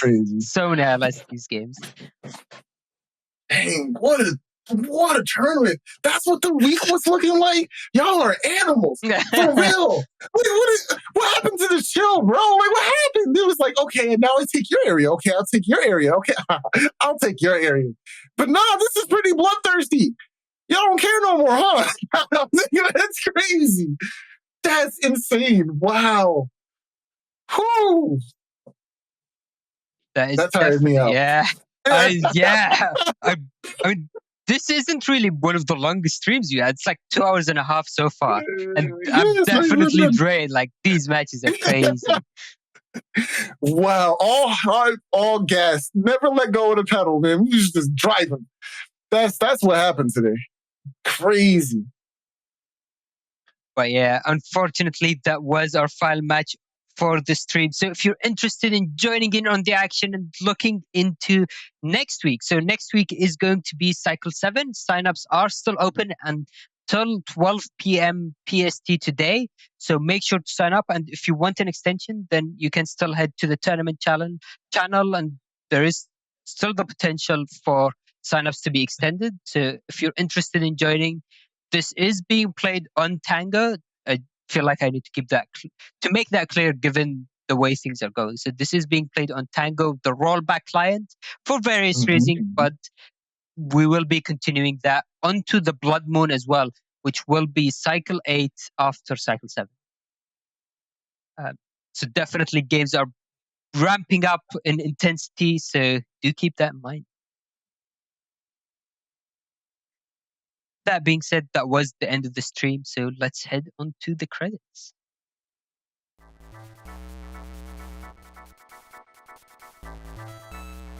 Thank you everyone for watching. Thank you to all of our participants in the tournament and to Salad for organizing the tournament.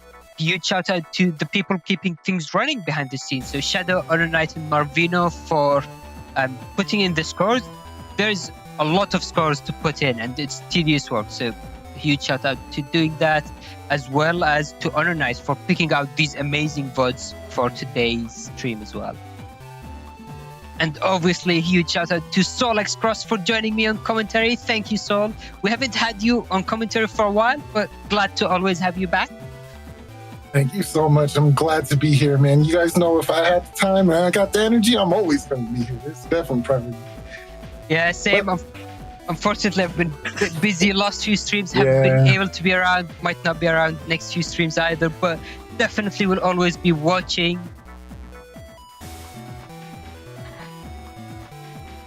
All right, and with that, thank you everyone for watching. Hopefully, we'll see you again next week, Sunday. And final reminder, don't forget to sign up for the tournament.